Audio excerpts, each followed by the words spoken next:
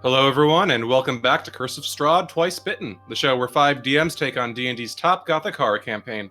I'm Dragnacarta, your host and DM, and thank you to everyone for continuing to tune in. Hopefully we have an exciting time this week, though I think we did also get some exciting news this past week from Wizards. I'm never talking about anything else ever again. I guess you're excited, Serena. What came out this week? So we finally got the confirmation of Van Richten's Guide to Ravenloft, and y'all, I haven't slept since the announcement. What are you most excited for? We got what, like horror campaign guidelines, new Dark Lords and Domains, old Dark Lords and Domains. I want the monsters. My old Queen Azalin is back. And I am going to make sure that in every homebrew adaptation for what inevitably comes out about him, his skeleton is bedazzled, as he deserves. Absolutely. I'm glad that we finally have haggard old queen representation in 5e, because as one of them, I appreciate it. I thought it was just it's been sorely lacking. Point taken. Beautiful. If nothing else, I know that you guys can stop talking about the Foxglove twins every time Esmeralda comes up in the campaign, and you're like, "Hey, this is a triggerable scene." Look, they were the OGs. They deserve the respect. I mean, it looks like they'll get it. I'm just interested to see how they upgrade Esmeralda and Van Richten stat blocks. They're not gonna. I feel like they'll probably keep. That'd be lame. Well, we'll see what happens. We'll see if we can get any more news coming up. Otherwise, it's an exciting time to be a Ravenloft DM. On that note, we have our own little slice of Ravenloft coming up today. So, without any further ado, let's get started with Curse of Strahd, Twice Bitten.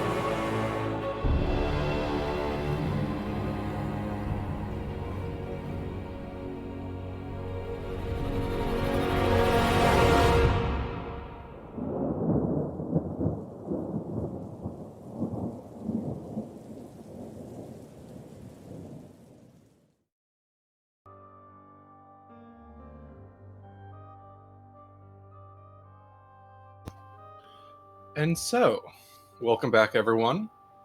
And let's find out where we last left off on Curse of Strahd, Twice Bitten. Making their way to the isolated village of Kresk seeking sanctuary at the Abbey of St. Markovia, our unlikely companions met the abbot, who they soon learned to, or at least suspected, to be an ancient celestial, driven to madness in his quest to cure the land of the malady he diagnosed within Strahd's curse. There they met and recruited as an ally Esmeralda d'Avenir, a Vistana monster and vampire hunter who proved eager to join their travels through Barovia. She suggested a voyage to Madame Ava, a Vistani fortune teller at Sarapul, to learn what the future held and to learn how they might better prepare themselves to confront or defend from Strahd von Zarevich. That same day, they descended to Kresk, taking up residence with Baron Dmitry Kreskov and Baroness Anna Kreskova. There, they assisted with some tasks and chores, assisting the Baron with some minor things around the house, while learning more about Kresk and its history and one another's history. But that night, a disaster struck when Strahd invaded the village, consorting with undead and wolves, as he burned part of Kresk to the ground and forced the companions into a fight, not simply for their lives, but for themselves, their sanity, and their friendships. As Strahd invaded Kiva's mind and her darkest traumas, he also took Amity hostage and attempted to splinter the bond between Erthandir and Lillicin. As Strahd vanished into night, satisfied with the destruction he had wrought, the companions retreated to the Abbey of St. Markovia, there recovering and discussing new revelations that had come out regarding Lillicin and Metreon. The following morning, weary but prepared to journey eastward. First to an old tower on the shores of Lake Baratok, where Esmeralda aimed to pick up some of her items, including a wagon and some other tools of the trade, before heading to Vallaki to purchase a wedding dress for the benefit of the abbot who wished to marry his flesh golem Vasilka to Strahd in exchange for certain divine gifts. As they descended the mountain down into the village, however, Irina heard a voice calling to her. A familiar voice that guided her to the pool in the Shrine of the White Sun at the northern end of the village. There she saw a vision in the pool. A young man named Sergei who called to her, not by her name, but by the name Tatiana. She greeted him in turn, what seemed like old memories rushing to her, but could not close the connection. And whatever this vision was, whatever this mirage was, it was soon broken as lightning struck the day and rendered the pool's waters dark, destroying the nearby shrine. As Irina struggled with despair from the aftershocks of this encounter, her companions began to make the trek out of Kresk, through the gates, past the suspicious stares of the now terrified Kreskites, and onto the old Svalich road for what remained up ahead. And so, as you exit through the gates of Kresk, the guards and archers atop the walls and parapets watching you with mild trepidation. You slowly trudge through the snow-dusted gravel road leading down away from the village and find the settlement soon vanishing into the mists and trees behind you as the snow slowly melts across the forest floor, leaving chilled and frosty puddles of mud and sodden earth mixing with the moss upon the ground of the old Svalich road, the old trees shuddering and swaying across you, almost like their canopies breathe in a faint shuddering sigh as the gray skies overhead glare blankly down below. Each of you slowly trudging down the path toward your destination as Irina sags on her brother Ismark for support, her eyes still red and blotchy as she stares straight ahead. Ismark's fist curled so tight that his knuckles are nearly white, but his own face expressionless, stony, facing the road ahead. As Esmeralda leads you forward, setting her own brisk pace through the muddy road. A few moments of awkward silence pass before she coughs and turns toward the others among you. So, I suppose now is as good a time as any. What do you all know about the vampires? They suck. No, that is certainly accurate. Anything else beyond that? Rather less than we wish to, that is for certain. They can't go in houses. They've got some sort of mental compulsion if they look you in the eyes. You're really fucking strong. He can cast spells like a more powerful magic user than I've seen. And he's got some sort of barrier around him or something that makes him really hard to hurt. Hard to The tell. red glow. But we didn't see that on the other spawn, so maybe that's just him. Yeah, and come to think of it, the spawn didn't cast any spells, did I? None that I saw. That doesn't necessarily mean that they don't know any. He might not have been showing us his full power. But thinking about it, the other spawn were also... They did not have that flash of red, but they were very difficult to actually deal lasting damage to. And Lilithan looks just a little troubled as she says that. Earthrendeer nods. Yeah, very hard to hurt, and it seems like anything we did just kind of literally got peeled back. Now, Ace, you mind if I call you Ace? So I was reading about them a little bit in this here book of mine, and it said they couldn't come out in the daytime, but we've seen Strahd out and about in the daytime. He first attacked us in the daytime. So, is everything I know wrong? Is this book wrong? And he pulls out the book again and shows us the cover, which has written by Van Richten on it. She glances over it and nods, and then chuckles. Ez is not feel free to call me what you like. But it is interesting. To my knowledge, every vampire is bound to some sort of place of death, its own death specifically, a coffin, clipped, its grave, and there they must rest day by day. And well, they are nocturnal creatures of night. But it is interesting. Those in Barovia that I have found do not quite seem so limited. There are, of course, variations of vampires. Regional, different countries have different permutations of these kinds of curses. But as for Barovia, it seems there might be something here to it. Something that is difficult about the land, since perhaps the vampire. It may have something to do with the nature of the sunlight in this place.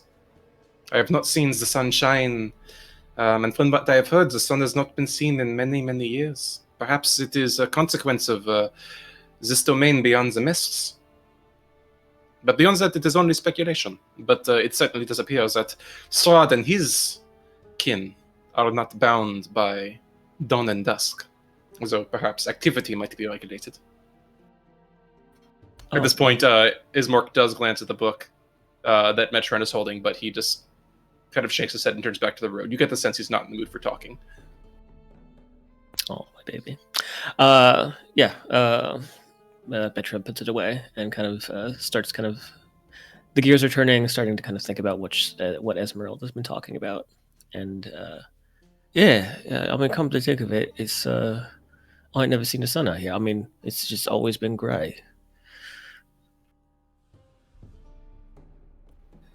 Yes, it is an interesting quirk of the area. I cannot tell if it is, well, I imagine it is metaphysical in nature. Certainly not, Barovia is split apart from the rest of the worlds, one might say, depending on where you ask. But things here certainly do not seem natural, as our experiences with spellwork might indicate. Though, as we've seen, as you said, Kiva, Zarovich himself is quite capable of exercising magical means. Yeah, I was going to ask about that, actually. Do you know why spells get twisted like that? That I do not know. So I do know that Barovia is one of many realms that are cast beyond or shaped in ways that we might not anticipate or understand. There are powers in this world that can twist the nature of magic in ways that might be alien to us. It seems probable that Barovia might be touched in a similar way. The darkness on this land, it is a seeping rot. It touches most things within the borders. I suppose I should not be surprised that magic is touched as well. Earthrendeer looks oddly reassured by this. Etron does not. Many realms like this, you say? She shrugs. My people are quite experienced in traveling the mists, and there are some stories of caravans that have gone in ways beyond. But then again, I am not an especially accomplished storyteller, so I could not tell you more. Actually, yeah, that does bring me to another question. So when we entered here, it's not that we entered a physical location, it's that... Are we on another plane? She frowns. It is strange. Perhaps because we are not bound by entirely the same limitations. My people tend to look at these things a bit differently, rather than planes, but as destinations and so it's connecting them. But Barovia is certainly its own individual destination. The mists and the roads that wind through them can take you to many places, and many places can lead to these roads. If the history of Barovia is any indications, then there have been many people from many places that have found themselves here over the centuries. Yeah, we've seen a few of them. We want to lift the mists today. By some miracle, I do not know that you would find a single country or a specific country, say west of Klesk. I do not know what you would find. Wait. So, can we even get out of here then? If we, if we do what we're planning, then can we even get back home? That I do not know. Again, I am not a seer, not a metaphysicist. But as far as I can tell, whatever is on the land seems quite linked to Strahd and his own descent. It is probable that removing him might have some impact. I would be surprised if it did not. Perhaps we shall know more when we encounter Madame Eva. Right, of course. Regardless, speaking of magic, you did mention one thing. That Zarovich does seem to be quite the accomplished mage. Now, I would note that vampires, as a rule, do not tend to be gifted with traditional spellwork. It seems that, they have the charm, they have their own shape-shifting abilities. But Zarovich himself does seem to be a proper mage. I suppose we should be lucky that their prowess in the arcane tends to progress quite slowly. So is this something he learned before he was a vampire, or can vampires actually do the sort of things, the fire and the possession and all of that? The charm, yes. Vampires, or at least vampire elders, those the progenitors of their lines, such as Zarovich, are quite capable of such a charm. The means of which can vary from place to place, but most vampires, especially those of a similar nature to Zarovich, do require some form of eye contact. But the actual spellwork, the casting of arcana, those involving incantations and hand symbols and components, those are the work of magi, not of vampires. I am sure that some among you have practiced these arts. I myself am passingly familiar, but it is quite likely that Zarovich perhaps picked it up at some point, maybe before his fall into vampirism. Certainly a long time ago. I should hope vampires, as a general rule, tend to progress quite slowly in their tutelage of magic, perhaps because they find it difficult to connect to the weave in their state of undeath.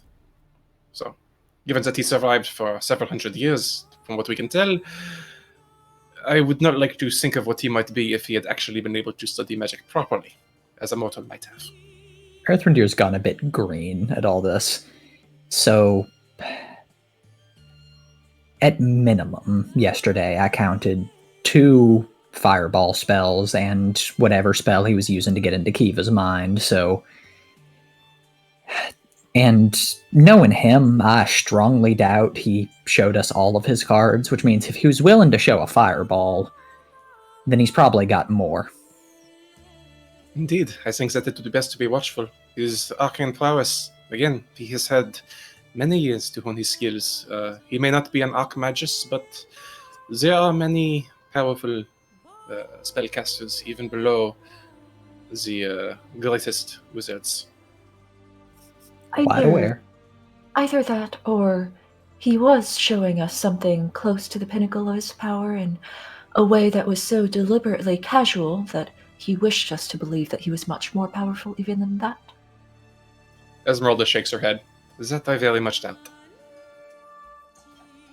Vampires, in general, tend to be arrogant, especially where mortals are concerned. They do not take risks, and they do not often bluff. Vampires are cunning creatures. They are also quite egotistical. They would not move themselves to use any more than the minimal force to deal with a mortal prey than is absolutely necessary. In the case of Zarevich, I would be very surprised if he used anything approaching his true power until forced to do so. Why is that? Is it that, like, becoming a vampire changes your personality somehow?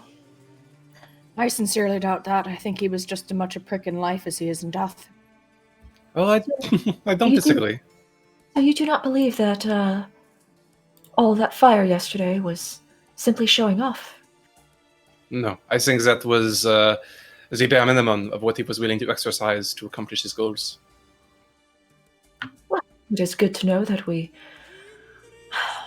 merit such a great expenditure of power. Perhaps, but one should be cautious about such things. Vampires tend to believe, and, well, I do not doubt that Zarevich was an unpleasant person in life. Undeath tends to warp one. Whatever Zarevich was, it is possible he was a monster in life, but if he was a monster when he lived, he is a demon now. Vampirism takes confidence and warps it into a much greater arrogance. It takes pride and warps it into the most vicious ego. A vampire, by its nature, believes that mortals are toys, barely conscious beings. But should the vampire be challenged meaningfully, well, what would you do if an ant that you thought inconsequential suddenly removed your pinky toe? I imagine you would probably try to kill it quite quickly. Overwhelming vengeance and fury are usually the norm for a vampire that is truly challenged. Well, So- none of this is reassuring. Oh, And how are sorry, we I did supposed to not mean- go from? How are we supposed to go from where we are now to maybe possibly able to kill him without passing through that point where he squishes us? Well, there is one good thing about this dynamic. After all, one would not expect an ant to be capable of wounding one, let alone killing. Vampires are quite universally guilty of underestimating the risk of mortals. I am So- sure that if he heard me say so, he would acknowledge it and laugh and underestimate me regardless. Oh, he might be listening right now, just so you know. Well, in any case, Carpenter nervously checks the foliage for bats. make a perception check. Lillison looks down at her toes. Kiva's just cracking her neck, like, yeah, I've heard this all before from men, so, 5. get off my back. That's just a 5. Gotcha. As Molden nods, well, regardless, there are additional weaknesses of vampires. Sunlight is deadly to them. If you have magic capable of conjuring it, it is quite powerful. So, in Barovia, we do not seem to have a reliable natural source. If one is able to wound a vampire sufficiently in a place far away from its crypt, the vampire will be reduced to a gaseous state. You might have seen Zarevich transforming into a cloud of mist at times. Once reduced to this state by force, the vampire has quite a short timer to make its way back to its crypt. If it does not make it there in time, it is gone. Ah, and I suppose this crypt is probably in the castle. Almost certainly. That is almost certainly well defended as well for Zarevich, even if it is not required to, almost certainly rests there when he chooses. But if slain sufficiently far away, he will not be able to retreat there. Though, of course, if slain within the castle, in most scenarios, the vampire can retreat to the crypt and regenerate. Destroying a vampire is exceptionally difficult. Even if they are killed, they can regenerate in their coffin if killed sufficiently close. The only obstacle to that is sunlight, and, well, I've only heard of one instance in which a vampire sufficiently close to their coffin was destroyed before reaching it. Have you And- killed any vampires? She regards you for a moment and then kind of tilts her head to the side, giving you a slightly feral grin. What do you think? Well, I mean, I don't know. It's what I'm asking. You know, I mean, yeah, maybe I should rephrase. So, you know, when we fought against some of his, what was it, kin, spawn? I don't know what they're called.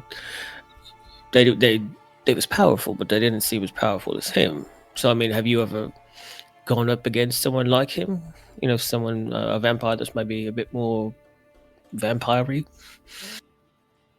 She nods, looking thoughtful. I have engaged a vampire, directly or indirectly, on, well, three occasions. On 2 occasions, the vampire was destroyed. On the third, I barely escaped with my life. And do not take that to mean that I am uniquely capable of defeating vampires, that vampires are to be trifled with. In most situations, those that engage vampires do not live to tell the tale. Escaping, it's alone a miracle. I underestimated it. Metreon kind of sighs a little bit, smiles at her with a little bit of a toothy grin.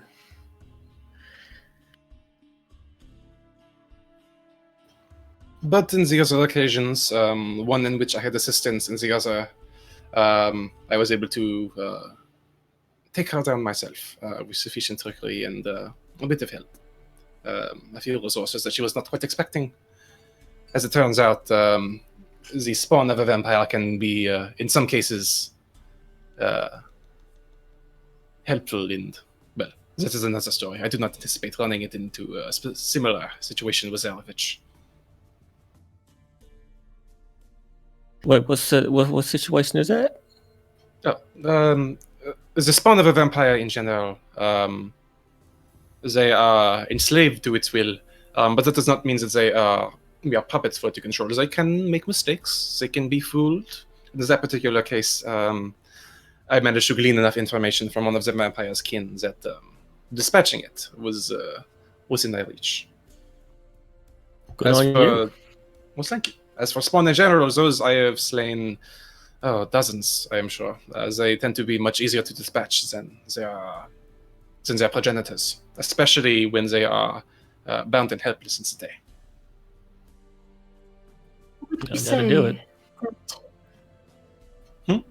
Would you say that watching out for perhaps one of Zarovich's spawn who may not be completely content with his master would not be a particularly fruitful avenue of inquiry? She frowns again. Well, vampire spawn tend to be, well, they are chained to the vampire's will, under the control completely. There are some circumstances under which a spawn can be relinquished from that control. In the event of its master's death, they become quite free-willed. There are other cases in which a vampire can permit a spawn to undergo a certain ritual that transforms the spawn into a true vampire of equal status. But as one might expect, vampires being what they are, that is exceedingly rare.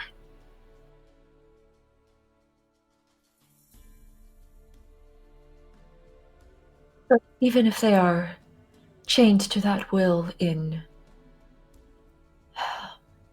whatever magical bonds there might be, there is no particular hope of finding one who can find subtle ways to undermine him.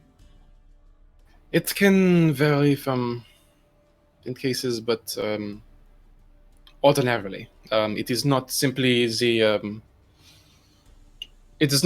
actions, but the will of the spawn that is bent by the vampire's will. There are reports of spawn awakening when their master dies to their own wills for the first time in years, decades, centuries in some cases, though few spawn survives that long. vampires tend to kill those of their servants that grow too old in power. But it is.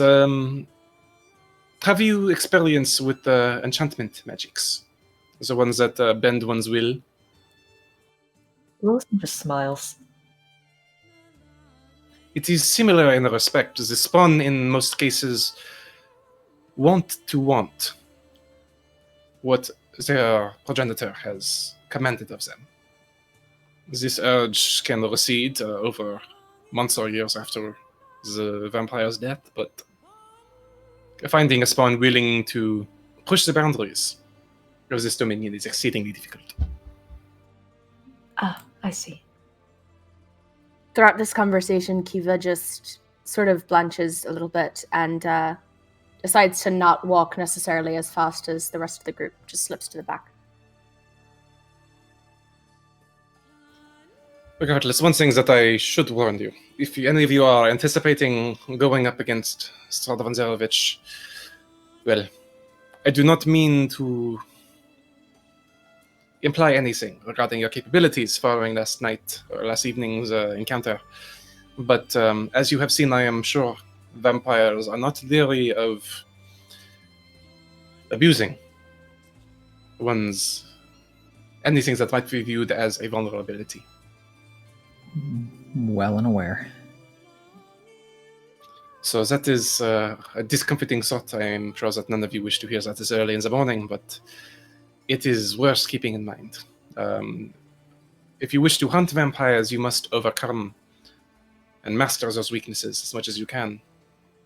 Or when you go against a vampire, as a teacher of mine used to say, you're not battling just the beast, but yourself as well.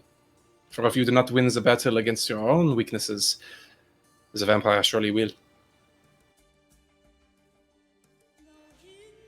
Honest opinion. If he wanted to kill us last night, all of us, including you think he could do it? Or could have done it? It is... I do not know if that is necessarily the appropriate question to ask. Vampires are immortals. They also... Well, immortals as a rule tend to have two concerns that they encounter, especially those that are so isolated from civilization as vampires tend to be. First, since they lack family, friends, place in society, they tend to grow bored. They tend to seek their entertainments. And second, because they have sacrificed so much to gain life as lasting, they are extraordinarily reluctant to risk it in any way. After all, the vampire can kill and kill and kill, but it takes only one warrior with a lucky blade to end an eternity of undeath forever. So I certainly think it is possible that Zarovich could have slain us all, should he wished it, but doing so would have defeated these two goals. He would have lost a valuable entertainment, and, well, if at any point the tide of battle had forced him to struggle, even slightly, that would be an unacceptable risk. Even if he were sure to, beyond a reasonable doubt, that he could have won in the end, that nagging suspicion that he might not come out on top, I do not see a vampire sticking around unless they had few other choices. So he definitely could have, is what all that comes out to mean. Perhaps, if you wish to look at it that way, yes. If the emotional state of the vampire it was removed completely, then it was whatever body and powers are left. Yes, I do not doubt that Zarovich could have killed us all 2-1. That is why preparation and strategizing are critical. He met But us you're on saying his that terms, not ours. we're strong enough at least that if we, since we're at least trying to fight back, as long as he gets his gloating off or whatever, then he'll leave instead of trying to finish the job. I am hearing something rather different. I believe that if we are as ants to him, then we should not take that step where we remove his pinky toe. We should do the minimum possible amusement that he requires, but save our true strength for striking at his heart. Right, but we shouldn't do nothing either, or else he won't be able to gloat and be entertained or whatever. Yeah, go ahead. No, I don't know exactly where the balance is. Emily's kind of shaking. Do we just do what we did that time every time? The minimum possible amusement last night almost ended in me killing one of you. I'm not really ready to see what happens when we step that up one stage. Not you'll pardon me if I don't really want one of y'all to have to make that decision, or to find out what else he's cooked up in however many years. Apparently hundreds. Wilson looked over at Erthrindir just like in a very cool and like evaluating way. I'm sure we could have dragged out the entertainment quite profitably without actually harming one another. I'd like to think so. I was planning yesterday for ways to try and non-lethal blows and distractions and all that, but if he does want more every time, then eventually he's drunk from us. He's tried to turn us against each other. He's made us dance for his amusement. Next time, it might not be something we can recover from. But that's just it, isn't it?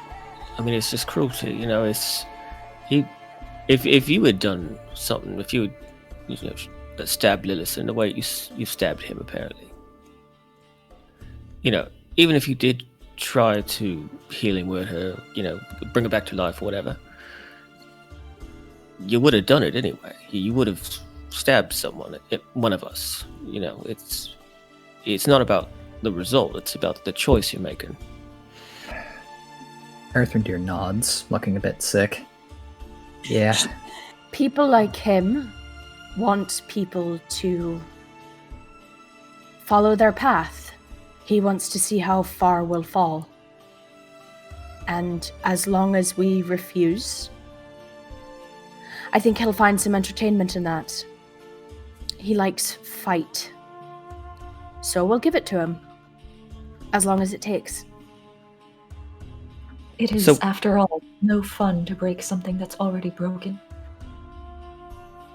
So we're dinner and a show for him then, right? Look, if that's what he wants, then I'll give him a hell of a show. Yeah, but, I mean, I'd rather not.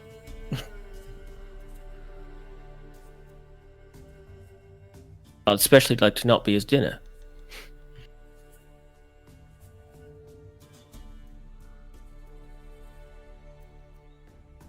I think Esmeralda's right, of course, but planning is the most important thing. And this Ava woman will help us to do that, to figure out the next step, so that next time we can do the minimum to entertain him and maybe hide an ace in the hole that he's too arrogant to expect. You'll forgive me if I'm not much. Reassured by the idea of carefully calculating the minimum for this man. I have faith that we will figure out the best course of action. And if we don't, I'll make him work for his meal. That's all I can do.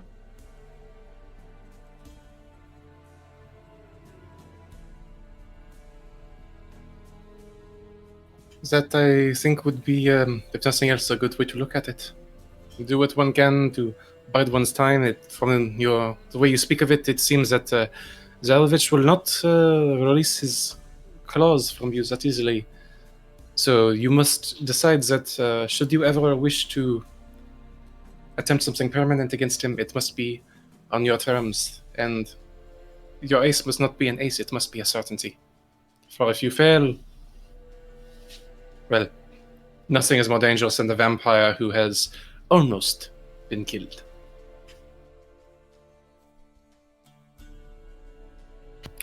So we're damned if we do, we're damned if we don't. If we don't fight and put up a show, we're going to die. And if we do, we'll probably die anyway. Let's crack on then, yeah? Let's go get our fortunes told. We're all going to die someday anyway. Lillison, Not helping. not particularly. Kiva gives her a smile. She grins back.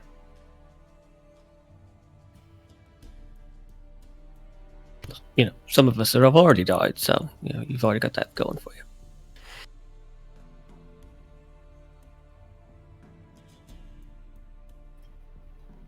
You continue forward through upon the trail, passing forward through the old Svalich road. Esmeralda falls quiet and just looks thoughtful for a bit.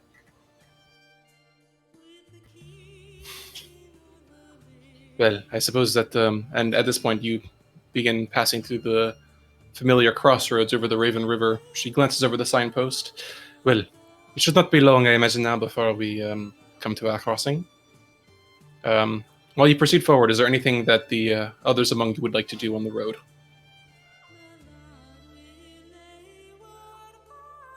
No. All right. You continue on then, passing down the muddy road as you leave the bridge over the Raven River behind, passing by the trail that leads south toward the Wizard of Wines winery, and continuing eastward. After a few minutes more of travel, you pass by the southern path that winds up into the southern mountain, and then, before long after that, to the small, narrow, wooden trail that cuts through the trees, winding and meandering its way between their creeping roots. Esmeralda nods. All right, this is our stop. She turns and the others among you follow. As you pass forward, leaving the main road behind, passing through the old, wide dirt trail, the air is chill and a soft, cold breeze cuts through the trees, causing their claw-like boughs to rattle and creak and groan in the wind. Can I do a... Oh, I'm sorry. Yep. I just wanted to do a... I just wanted to see if there are any bats. Just, our hourly checkup. All right, go for it. That's a 4. You do not see any bats. However, as you pass through the trees and begin curving left at an intersection in the trail, you do see something else. You come to an old mountain lake, enclosed by misty woods and rocky bluffs. Thick fog creeps across the dark, still waters, and the trail ends at a grass-covered causeway that stretches 100 yards across the lake to a flat, marshy island with a stone tower on it. The tower is old and decrepit, with collapsing scaffolds clinging to one side where a large gash has split the wall. Time-worn griffin statues, their wings and flanks covered with moss, perch atop buttresses that support the walls. Parked near the base of the tower, within sight of the entrance, is a barrel-topped wagon spattered with mud. Several yards away from the barrel-topped wagon sits a familiar carnival wagon, its colorful paint faded and peeling off. Esmeralda, blinks. Visibly shakes off the gloom that's been settling over him since they left Kresk and just stares at the tower open-mouthed. Oh, good gracious. Look at this thing! The location, the architecture. Esmeralda, what is this? This is... it's an old tower. There are certain... But... Sorry, it's an old mage's tower, from what I could glean. At least it appears to be. It is a bit of an odd architecture. Seems to have stood here for ages. The thing that has not stood here for ages, that was not here the last time I arrived, was that carnival wagon.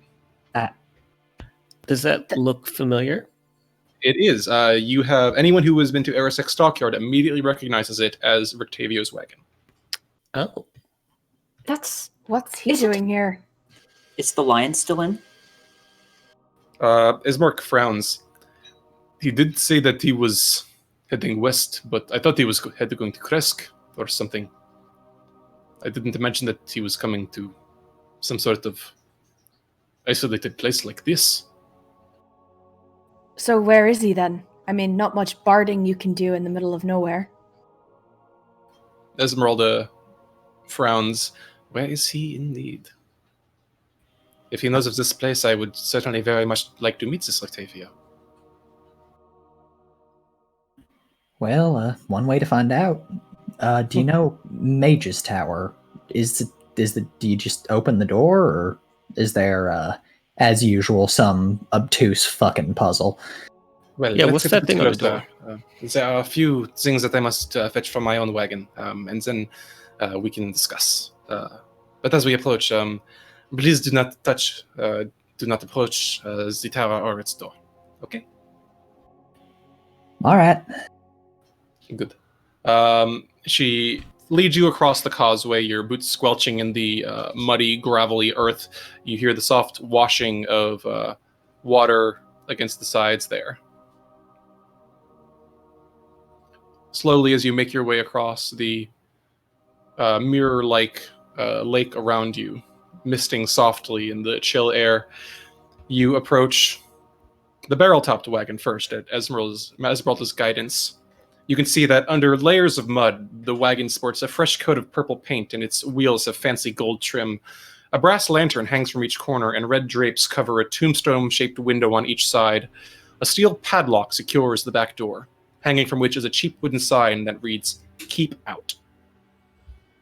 Esmeralda holds up a finger. One moment, please. I'll be right back.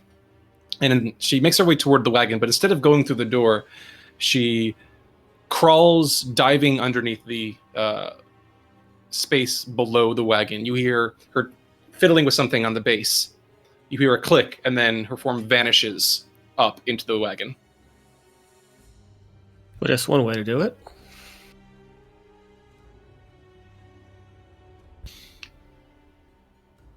A few moments later, you hear footsteps and a few more clicking sounds, and then the door to the wagon opens. You see Esmeralda emerge, what seems to be a wooden tube tucked under one arm, and slowly makes her way, stepping down out of it. Behind her, you can see a kind of cacophonous mess of shelves and drawers and pots and pans and several boxes and chests, paraphernalia across the walls, and strung across it all with dozens and dozens of roundish glass vials containing a greenish liquid that sizzles and sparks within the containers. Concerned about breaking in there? A little bit. One cannot be too careful with what one has amassed. Earthendeer's just staring at the walls of greenish liquid. So it's Are awesome. you fucking insane?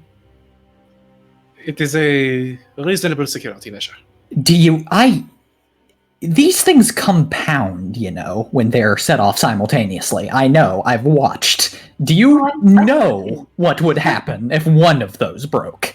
I'm certain she knows and that it is intentional. It's that she is driving around a firebomb? That's absurd. You don't. Seems pretty smart to me. I mean, if you don't want people touching your shit.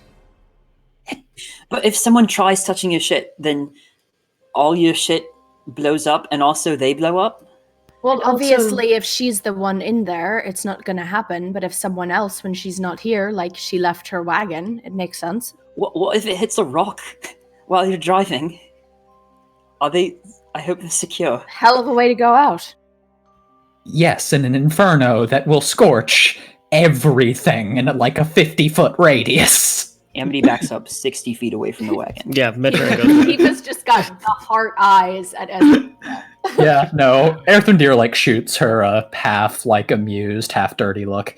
Like, seriously, how can you do daily operations in that thing? It's like making a home in a dragon's mouth. Esmeralda, you don't actually have to answer this, but is this your actual wagon, or is it a decoy meant to explode when something gets a bit too bold around your operations? Esmeralda raises an eyebrow for a second. Oh yes, congratulations. I did not think anyone would catch me. No, I'm kidding. This wagon is quite valuable to me. I would not like to see it passed into the wrong hands. Fear not, when I am present, the defense mechanisms are quite well secured. But while I was absent, I thought it prudent to ensure that in this land specifically, given the isolation of this location, that anyone who might wish to intrude would be, well, Obliterated. perhaps, I was going to say a vampire, but that works too. Well, all right. I'm glad you've rigged your house to make people into smears, but did you get what you needed from there? I did. There are a few other things that we might need, especially if we are heading to Velaki. But You don't happen to have any wine in there, do you? I do not Kind have of any ran out. wine. My apologies. Yeah. We'll get back to Valaki. Well, regardless, she turns back toward the tower, frowning, and the wagon. I am indeed quite curious about this wagon here. You said, who is this man, Octavio, that you said it belongs to? A performer, a half-elf, the only other one that I've seen here. He was entertaining the common folk in Valaki when we arrived, and I believe we heard that he had to leave town very quickly after some sort of incident while we were not there. Yeah, Ismark, you were there for it, right? What exactly happened? Ismark frowns. I heard rumors that there was some sort of monster stalking the streets. Some said it was some kind of lion or other large cat. I unfortunately did not stick around long enough to hear exactly what its nature was. I was a bit, and he winces, indisposed. If we do think that sending might work okay inside the mist, I could try calling him.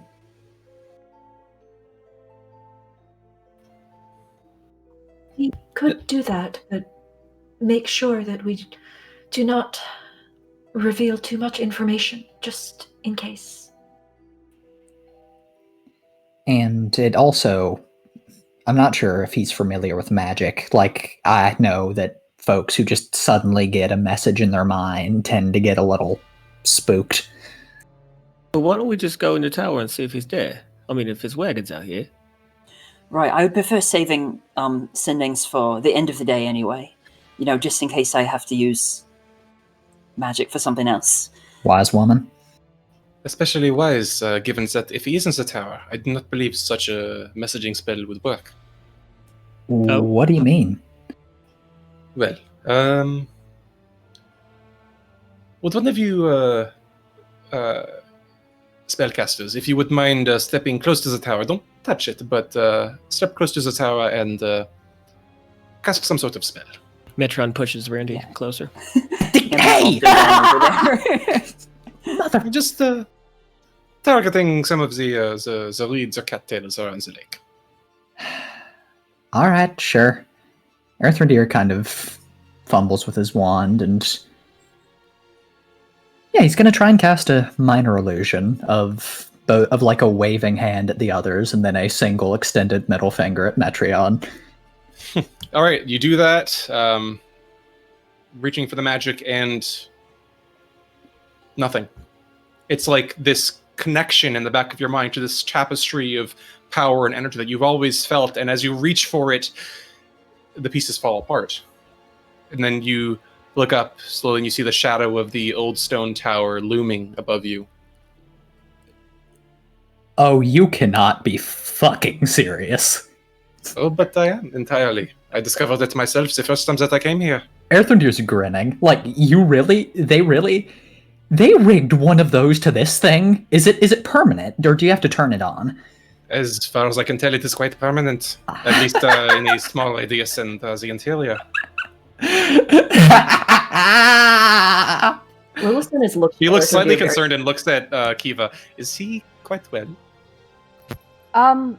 He's a bit of a dork, so if there's like some really freaky things going on, he's probably really invested. I wouldn't worry too much about it. Oh, there's some kind of shenanigans you can do here. I mean, I would have expected. I guess my magic's not working here, so that would be like the opposite of shenanigans. Oh, no, you don't get it. It's not just the anti-shenanigans. It is a field of anti-shenanigans. The aura around this tower nullifies magic. Permanently. Not, like, permanently for us, but, like, they have a permanent 8th level spell rigged to this thing. So why don't we just fuck around here and wait for Strahd to come, and then we just, pick him off when he's not using his magic? Yeah, He can also rip out our throats with his teeth. Right, What is but we can handle that if he's not shooting fireballs at us. Also, most of us rely on magic to do anything to him, aside from you.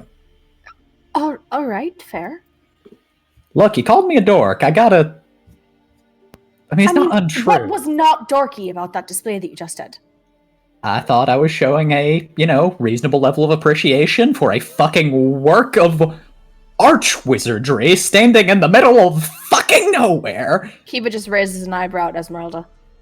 Oh, I see what you're saying now. It's anti-shenanigans. So if he tries to do that charm thing again, we can just go here. Yeah, I think so. Does this place? And Lillison starts walking towards it slowly. Does this place count as a dwelling? As far as I would imagine, I resided here for some time. Not long, but a bit of a period when I was searching for Van Richten and following in his footsteps.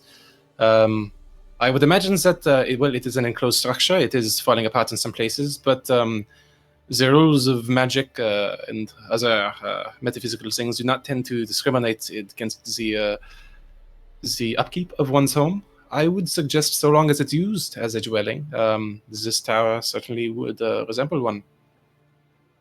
I would be surprised if a vampire could enter, so long as it is being resided within as a semi-permanent residence. Lillison looks over to Erthrindir. This place is such a godsend. I don't understand how no one's used it. Like, you'd think that anyone with any degree of, like, understanding of the situation of this land would just either have destroyed this years ago or have used it for their own purposes, but it's just here? But yeah, no, if we can, like, we could use this as we'd be a bit cramped, it looks like, but we could use this as a base. For however long we're here. Lakefront property, beautiful view. I don't know how many bedrooms. Yeah, this place is pretty great. You may want to ask the current resident, and Metreon kind of nudges his head over towards Esmeralda. Well, I suppose it remains to be seen if this Octavio has found his way inside. I would be surprised. It took me a bit of time to figure out how to enter. And as it points, she turns toward the door of the tower. Isn't there just a hole in the side? Well, there is, but I myself do not trust the scaffolding. You're welcome to try it yourself. I like my limbs. Entirely reasonable. But this door is quite interesting. And as she beckons you toward it, you can see that the tower door is made of iron with no visible handles or hinges. In the middle of the door is a large embossed symbol, a connected series of lines with 8 stick figures set around it. Carved into the lintel above the door is a word, Kazan. Do these symbols mean anything? Indeed they do. They seem to resemble from what I've gleaned, they resemble a particular series of motions that one must undertake if they are seeking to gain access You can see that it resembles a silhouette, arms and legs. Oh yeah, it's like a little stick figure. Indeed. There is a pattern. It is a sort of ritualistic movement that one must undertake. But it is not quite so simple as going around the exterior of the dial, I have found. You see those lines. Yeah. As One as must- she's talking, Metron starts doing Yep. the Stop. movements. Oh, She immediately slams your arms back to your sides. all right. just- I would not suggest. Let me explain for a moment. This is an archwizard's tower, and we had best not. Well, I have strongly suspected that there might be extremely adverse consequences if it is not opened properly. You hear the sound of pattering feet, and then Erthrindir getting a great deal of distance from the door. Esmeralda sighs and says, "From what I figured out, the secret is to emulate the positions depicted to complete the movements required, but one cannot go around the dial. One must start at the end of the line and make their way along each vertex, along each endpoint, each bend, where it stops along a single position, until they have made their way through the entire array and out at the other end." Amity thumps the ground with her tail. Wait, you're saying that there's someone powerful enough to cast, what'd you say, Ethandir, an 8th level spell on this whole place, and instead of like a key, they decided to guard it with connect the dots? Well, the way I see it, first off, the fact that this door exists at all means that some sort of magic exists in the tower, which means that whoever this mage was could probably make their way inside themselves, which means that the door was not meant for the mage, I think. Yeah, it's really less more connected dots and more just like, dance, I think, just with the arm movements, and he starts lifting his arms up and mimicking the movements again. Hold on, Alright, Amity's gonna slam those arms down if she can. Sorry, I'm sorry, forgot. Esmeralda knows how to do it. Wait, we don't know which way the line goes. Unfortunately, it only worked for a person once, so I cannot do it again. But, Amity, you seem quite capable of these sorts of arts. What I did, I started at the top left, and I made my way along the lines there. So top left down to the bottoms and up to the top. You see how it works? Oh, yeah, I see how it works. Metron, if you were already starting, feel free to just take it. Amity's gonna back up. If you want to. Oh, no, it's on me then, eh? Yes! Fine. He'll start from the upper left. What is that? 10 o'clock. And it's just kind of like do the first pose and then kind of like follow the line down, do the second pose, and so on and so forth until he comes out onto, I guess it's 3 o'clock, with the arms down, legs spread. All right. You go through each motion in turn, both arms up, then one down and one up, then both out wide, and through each of them, going through each of the motions, forming this kind of ritualistic dance. And as the other ones look at it, you notice that the legs aren't moving, the body's not moving, so it's just kind of this stiff, like out, up, like up, down, like this very awkward, stilted, almost like mechanical motion of his arms bending at right angles in 180 degrees. Though he's so focused on the door that it looks almost kind of like very self-important, very focused. You see like small bits of sweat beading on his forehead, and then he finishes, and you hear a click and a soft groan as the door pushes inward a few inches. Guys, do we all have to do that dance? Oh no, it's we're perfectly fine. She steps forward with a grin and slaps Metron on the back. Great. Now you know how to do it again when we come back. Hell Wait, yeah, I'm a fucking dancer. This might not be an ideal home if we can only get in a total of 1, 2, 3, like 7 times. Oh no. You should be fine. Metron can take it from here. Well, let's get in there, yeah? Erthrindir is just losing his shit into his handkerchief. Okay, I knew I liked you. Metron kind of Just- does a little shoulder shuffle as he starts to walk inside. Hey, you did a good job.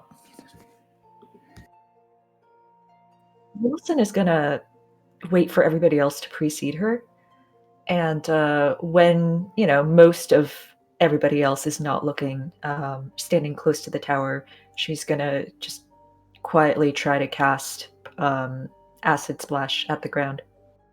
While standing close to it? Before going in the tower, in case Lilson's doing this after everyone else has already gone in, Amity would like to inspect the scaffolding to see how recent it is, if that's possible. Sure. You can see that the scaffolding is supported by rotting wooden beams, the scaffolding itself groaning and creaking with the slightest breeze. You can see that from here, a series of ladders and platforms lead to a hole in the northwest wall on the 3rd floor. If you'd like to inspect it more closely to see about how old it is, you can make an investigation check. I would. That is a 15 investigation. 15. Fairly old. At the youngest, decades. Like, maybe even more than a century. Excellent. No one's been here recently then. I mean, using the scaffolding. Amity will go in. All right. You pass inside. Within, you can see a torn maroon curtain that Esmeralda and Metron push aside as they make their way inside. Lillison on the outside, you were casting some spells? Yes, Lillison's gonna try to cast acid splash at the ground. All right, while standing close to the tower? Yes. All right, you do it and reach for that bubble, that swirling maelstrom of acidic, poisonous magic that has dwelled at the back of your mind for years. And when you reach for it, you brace yourself for that familiar caustic sensation of your sense of self touching this bubbling mass that has dwelled somewhere within you, and you feel nothing. You feel a void, an inert medium. Whatever it was, while you're standing here, it's cut off. Lilison stands very, very still for a moment, and then in very quick succession, she tries to go through every spell she knows. You go through every spell you know. And actually, let me double check something very quickly.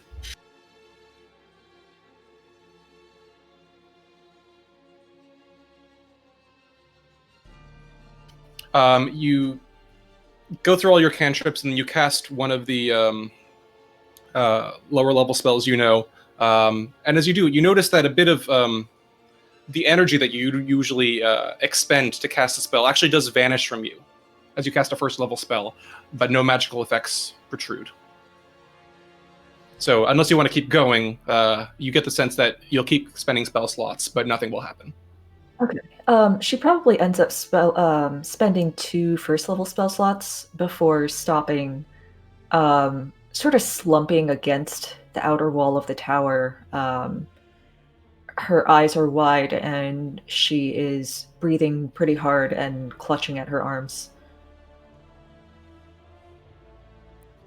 Kiva would notice eventually that she's not with him and would just sort of poke her head back outside and just say, Lil, are you okay?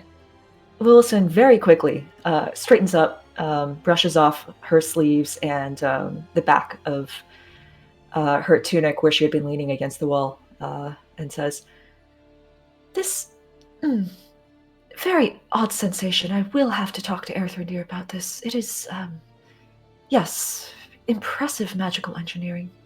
And she just turns and walks in as well. Kiva looks a little bit disappointed when she says that she's going to talk to Erthrindir instead of talk to her, but whatever. Metron and Esmeralda leading the way, you enter into the lower chamber of the tower. As you pass through the curtain, you can see that the flagstone floor is strewn with debris, and a few old crates stand near the east wall. You can see a torn curtain to the south, the one through which you've just passed, partially obscures the tower vestibule. A 5-foot square indentation in the center of the floor contains 4 pulleys attached to taut iron chains that stretch up through a similarly sized hole in the rotted wooden ceiling. Standing next to the chains are 4 tall clay statues. Toward the rear of the chamber, beside a crate piled with several metallic plates, lies a massive golden-furred tiger with chestnut markings down its hide. A well-gnawed bone sits between its paws, and a half-eaten wolf carcass lies a few feet away. 2 tusk-like teeth descend from the tiger's upper lip, and its slitted green eyes watch you intently as you approach, a low growl rising from its chest. Amity, you want to talk to this thing? Tell it not to kill us. It's like secure inside the wagon, right? No, it is wait, lying on the sorry. floor of this room. Oh God, I Yeah, it's in the tower misunderstood with us. completely. What the hell? It's the lion lying on the floor of this fucking room. Great. Yeah, Amity has animal friendship. Hello. Okay. You spend the spell slot, and then nothing happens. Amity immediately realizes, like, fuck. As you do that, the tiger stands, slowly begins to shift its weight. Its hackles rising as it presses itself up. Ow. Amity's no longer in the tower. At this All right, point. as you rush toward the exit, like swooshing through the curtain, the rest of you look at this tiger that is glaring at you intently, and then you hear echoing from through the hole in the floor above a voice. Pharmacies, let our guests be. Please, those that are down there, do feel free to join me. That does not sound like the Rictavio that we knew, correct? No, it does not. Okay, so who the fuck is this guy then? Esmeralda's face hardens, though you can see like a sort of a smirk on her face. That is a voice that I know very well. Oh, this is your friend, the Van Richten.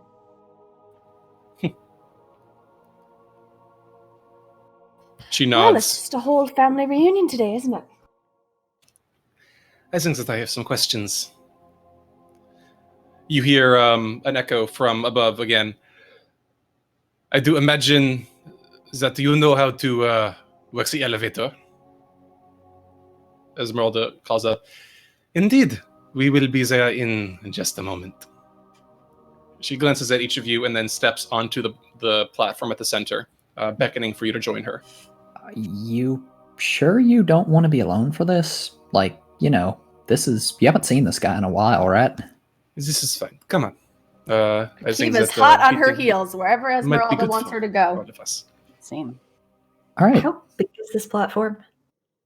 The platform itself is not incredibly wide. Like, you have to kind of smush yourselves in, kind of like a packed subway car. Yeah, Lillison is not going to smush herself in. She's going to take a step Very back. fair. All right. Ismark and Irina kind of stay with you as well. It seems a bit overcrowded. Ismark kind of glances and says, maybe we'll get the next one? We'll see you up top, yeah? He nods. And at that, Esmeralda turns toward the clay statues and says, up, if you please. And you watch as the statues stiffen, clay dust sifting from their old joints, and then slowly they begin to move, their arms pulling up on the chains that carry the platform. They're beginning to pull, hand over hand, glacially slowly, but you hear a shuddering groan as the platform beneath you shakes, swaying slightly, and then begins to lift ever so slowly into the air. I hope that's your battle axe, as not Randy's one poking in my back. Go to hell. Yeah, Earthendeer's got like a death grip on Amity's hand. I hate this so much. Amity's holding onto one of the chains to make sure she doesn't fall off. It's she's just sort of breathing. She's not responding yet. As you move, the elevator is not by any means a smooth ride. You hear it creaking with rust, flakes peeling off of the chains as they make their way through the pulley system and spattering down on your shoulders in places like flakes of reddish brown snow. It groans and shudders as it moves, at times lurching up a few inches and then stopping and swaying from side to side. Every 10 seconds or so, it barely moves 10 feet. And as it does, you slowly get a view of the other floors of the tower as you pass through them. As you ascend to the second floor, you can see dust and cobwebs filling this otherwise empty room, the wooden floor of which is badly rotted and partially collapsed. Another 15, 20 seconds pass as the statues slowly pull the platform higher, and you find yourselves looking out over the third floor. Time and the elements have all but destroyed this chamber, leaving a gash in the northwest wall and slimy back mildew on the walls. The wooden floor is completely rotted and has begun to fall away in places. Another 15, 20 seconds of groaning and shuddering as the platform sways and the statues below slowly pull the chains higher and higher. And as that they do, your heads slowly break above the floor of the fourth level of the tower. Unlike the levels below, this room shows signs of recent habitation. And although the place reeks of mold and mildew, it has plenty of creature comforts, including a cozy bed, a desk with matching chair, bright tapestries, and a large iron stove with plenty of wood to feed it. Light enters through arrow slits as well as through dirt-caked windows with broken shutters. Other features of the room include a standing suit of armor, an old crate, and a wooden chest.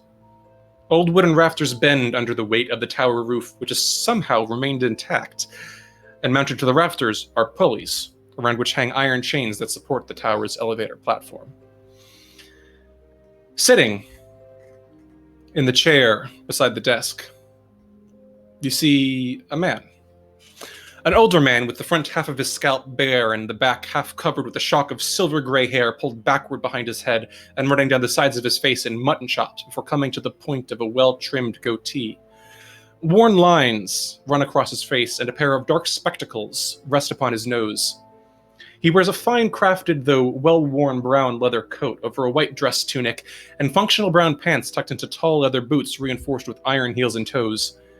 At his side, resting against the arm of the chair, you see a cane topped with a gilded carving of a silver falcon's head. And as he regards you, sitting back in his seat, he carries himself with a quiet, nonchalant air, such that one could almost easily miss him in a crowd, you feel, if they didn't know to notice him. The platform comes to a shuddering halt, dust spilling up into the air for a moment before settling back down. And the man nods, not toward you,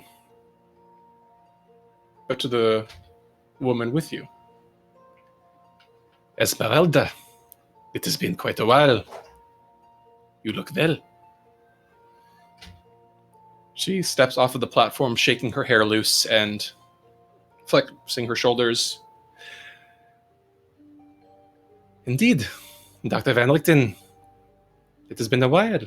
I confess I did not expect to see you here. The man exhales and standing, tucks his cane under his arm and pulls a hat that you hadn't noticed from the desk on over to his silver gray hair. Indeed. Yet I have not had the pleasure of meeting your associates. Does the hat look familiar? The hat does not look familiar. You have never seen this hat before. Okay. Esmeralda turns toward the group of you. Well, these are a number of companions that I have encountered elsewhere in the realm. Companions. This is Dr. Rudolf Van Richten, my mentor. Van Richten bows. The man who literally wrote the book on vampires. Metron pulls the book out. Yeah. Van Richten regards it. Well, that is good to see. It is a bit of an older edition, but I am glad to see that my publishings have acquired some use. Well met to all of you. If you are friends of Esmeralda Davenir, you are certainly friends of mine. He bows, sweeping his hat off of his head. Well met, indeed. So, And he gives a deep curtsy. If you know how to kill a vampire, then I'm going to put all my faith in you.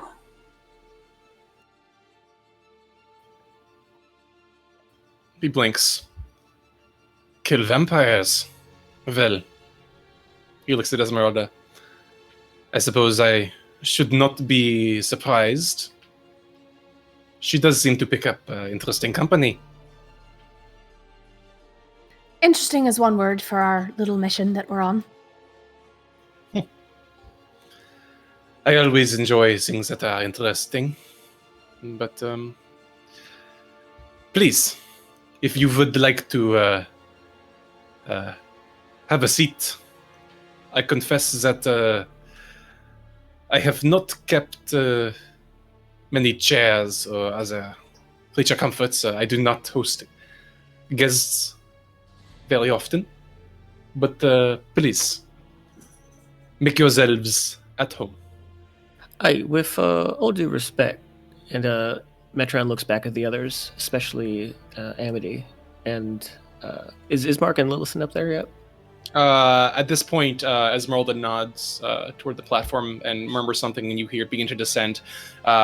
You get the sense that they'll probably be up shortly. Okay. Well, he looks back at Amity at least, and yeah. There's another wagon out there, and it belongs to someone we sort of have met, and might be a bit of a, I guess, suspect in a bit of a crime against the city of Valaki. Not that I mind, that's per se, but do you know what happened to him?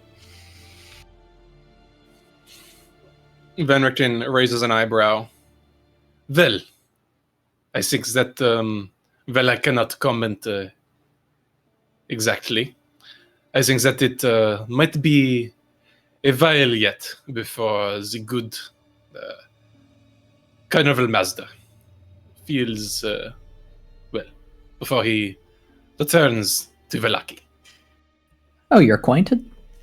Did you kill him? You killed him, didn't you? I assure you, I did nothing of the sort. I hunt monsters, not carnival men. But you have his big cat that was apparently roaming the streets, so forgive the suspicion. Well, ownership is a confusing thing at times, but well, You're right suffice about it to that. say that Ramesses is in no danger in my possession. Yeah, that did nothing to convince Kiva that he didn't kill the carnival man. Yeah, me At this neither. point, Van Richten sighs, noting the looks around you.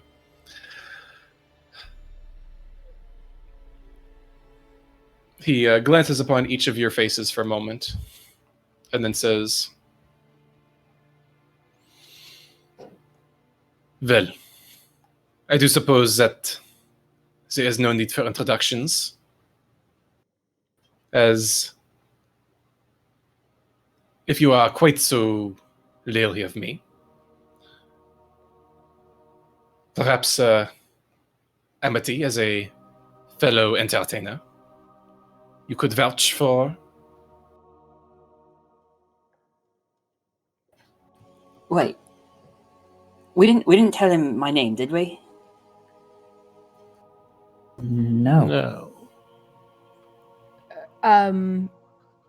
Kiva narrows her eyes and is just like, okay, are we sure this guy isn't just Strahd fucking with us? I mean, is that what's happening right now? My dream? Yeah, We're in Metron an puts his book away and starts to put his hand on the handle of his hand crossbow.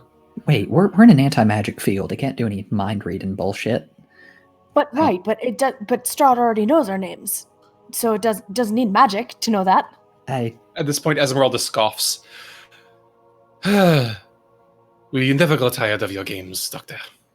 She turns toward the rest of you. Dr. Van Richten taught me all that I know about the art of disguise. If you met the Carnival Master with this tiger in Valaki and he had this wagon, unless there are two other individuals that have found this isolated tower, I would think that in his infuriating way, and she kind of turns toward him with a glare, He is suggesting that you may have been, that you may have already met, but not know who you had met. Oh, so you really are a bard, just full liar. That's what we're coming across. My dear, I am not a bard, but well, I do did you- apologize for the way in which I had to conceal my identity. How did When you last do we it? It met. was so convincing. Yeah, I've never heard anybody who can mask their accent that well. Or Usually it a little looked bit bleeds completely through. fucking different. Van Richten offers a tight smile. There are many things that I have learned, but perhaps we can discuss that another time. Suffice it to say that, well, it is good to see you again in one piece. Yeah, what?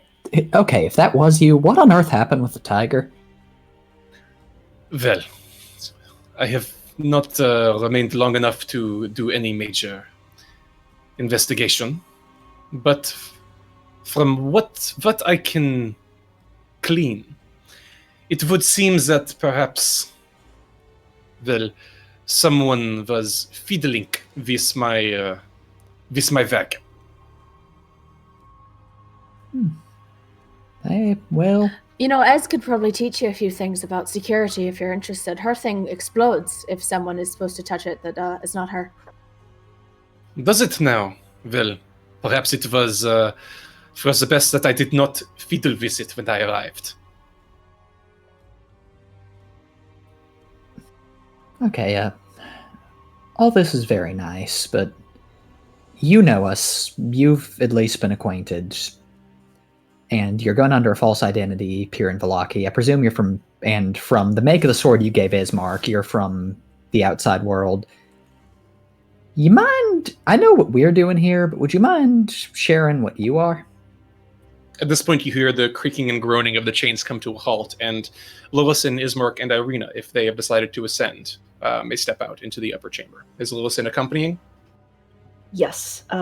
Down below, Lillison tried to, stand on the platform as far apart from Ismark and Irina as possible, and, told the clay golems exactly what she had heard Esmeralda say.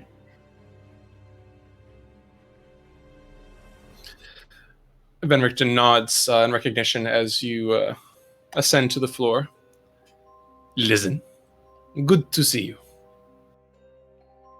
Lillison raises an eyebrow, looks at everybody else, but just says, "And a very good day to you, sir."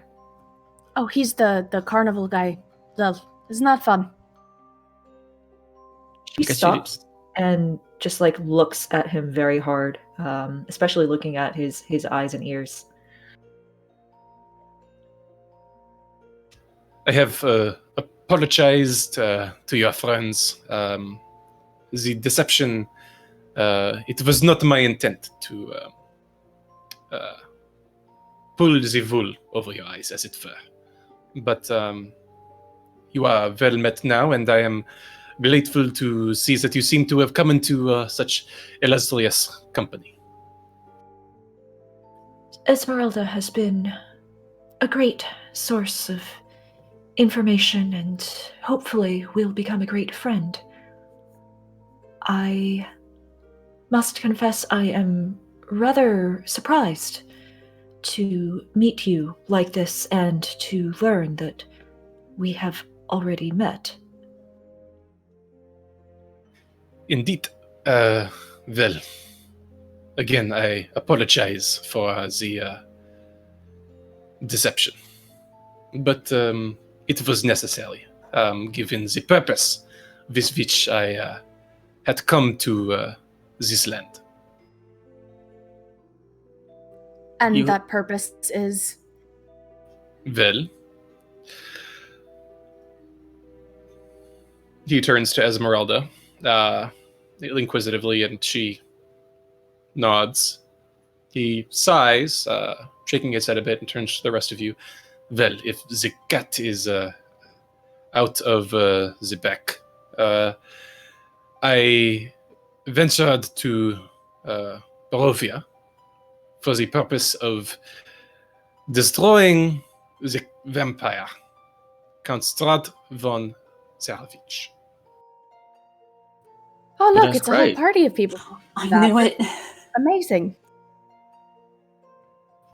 Well, indeed. And I must ask you that, of course, that this conversation is in strict confidence. Maybe. The vampire spies are everywhere, and one would not want to hear that. Well, Or actually, if we're in an anti-magic field, we can narrow some sources down. He kind of like Earthendeer checks out the windows to see any signs of animals. make a perception check. Right. Just so you know, though, Keep he has been. worried about Metreon. 14. 14. You don't see anything out of the ordinary. Yeah, I mean, it's not like he can just hear anything. Presumably he has to have discrete sources of intel. And if we're in a field that nullifies magic and we can't find any of his spies, then at a certain point we can't just let paranoia get the better of us. So you're saying that if this place is not magical, then he can't spy on me? I don't know. Or actually, would Earthendeer know anything about spying magic? Does make Lilith know an- anything about spying magic? Make an Arcana check for me. Both of us? Or just Yes. me? All right. Either of you who would like to know. 16? 8. You've heard of Earthendeer, not the listen, but you've heard of divination spells, those that allow one to track a creature from place to place. Though, as far as eavesdropping, there are a few spells. There is one that allows one to eavesdrop by eye and ear in a place nearby. And there is, of course, the far more unfettered scrying spell, which is more powerful magic. Huh. So, yeah, no, there is a... Do y'all know how wide the field extends around the tower? It is approximately 5 feet. Okay, so that puts us in a weird position. Because, you know, there's spells like there's clairvoyance and scrying and all that business, which wouldn't operate inside the tower, but if he, say, plopped a clairvoyance eyeball down 20 feet outside it, then he'd still be able to see us. So We could it's... cover the windows with these curtains. Just go to blinds. Yeah, it's not safe, but it might be as safe as we can get. Like in the country. There is something else, though, which is that last time the vampire came to us, I'm like 90% sure he was messing with us here, but his parting words were, "Have you figured out which of you is the traitor yet?" I don't believe that. Me neither. Metron narrows his eyes at Lilith a bit. Lilith narrows her eyes at Metreon.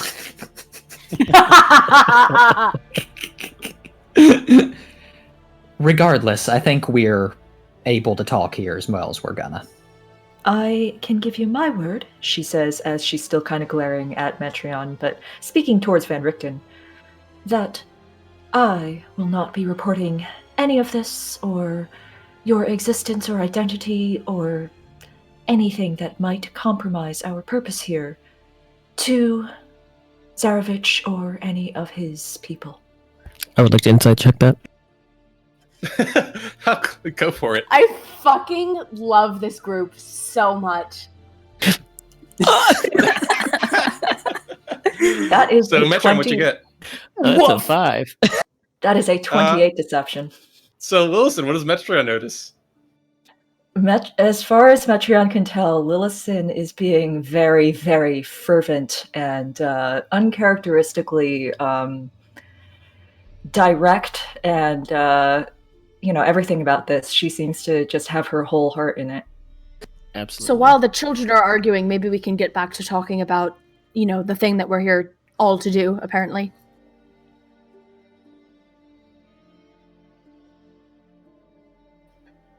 Van Richten turns his gaze back upon the rest of you.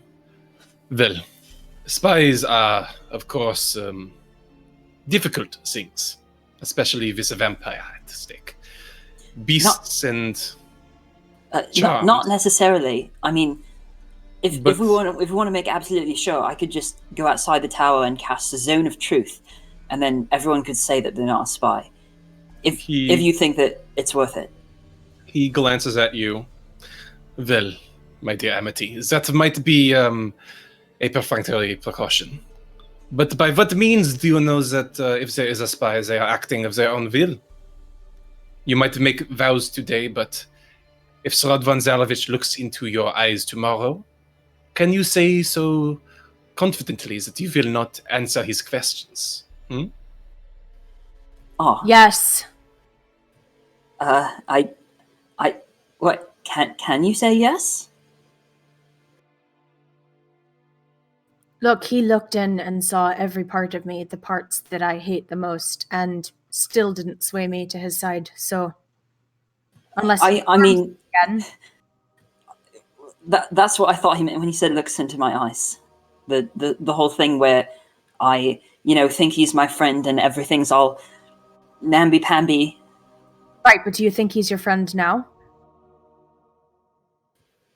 What? Well, no, but I mean, back then when he did charm me, I mean, I don't know if I was in that state, then he could probably get all the information that I learn here out of me, right? That's the point. Indeed, very astute of you, my dear, and well, vampires are certainly nobody's friend. In the right circumstances, with the right sleep-ups, well, a vampire cannot enter a dwelling uninvited, but a vampire can certainly coax one who thinks that they are a vampire's friend out into the moonlight, where a friend is waiting for them. Here's a question. While we've actually got a moment where we have people who know things, that effect, the charm he can do, is it magic, or is it like his claws, just kind of something born from the creature he is? It is, in a manner of speaking, both. It is magical in nature, but it is innate to him. It is of the vampire's essence. Do you think it'd work in here? In this tower, I very much doubt it. Well, it might be exercised, perhaps. For the time, it might take root, but it might be suppressed. When the victim steps outside the door, it might reassert control. So this gives us a picture, then. We can't assume that any of us are necessarily reliable as long as we're outside here. We could be taken while we're alone, charmed, and then made to talk. That's what we're working with. Precisely. We don't stick together. Forever. Well, at least until he's dead. There's going to be occasions where we need to be in separate rooms, separate buildings. Like, I don't think that's feasible. I mean, my plan is, if I'm ever in that situation, then I'll just die before I talk. So, that seems to work. Well, that might work for you, but it don't work for all of us. Earthendeer looks sick.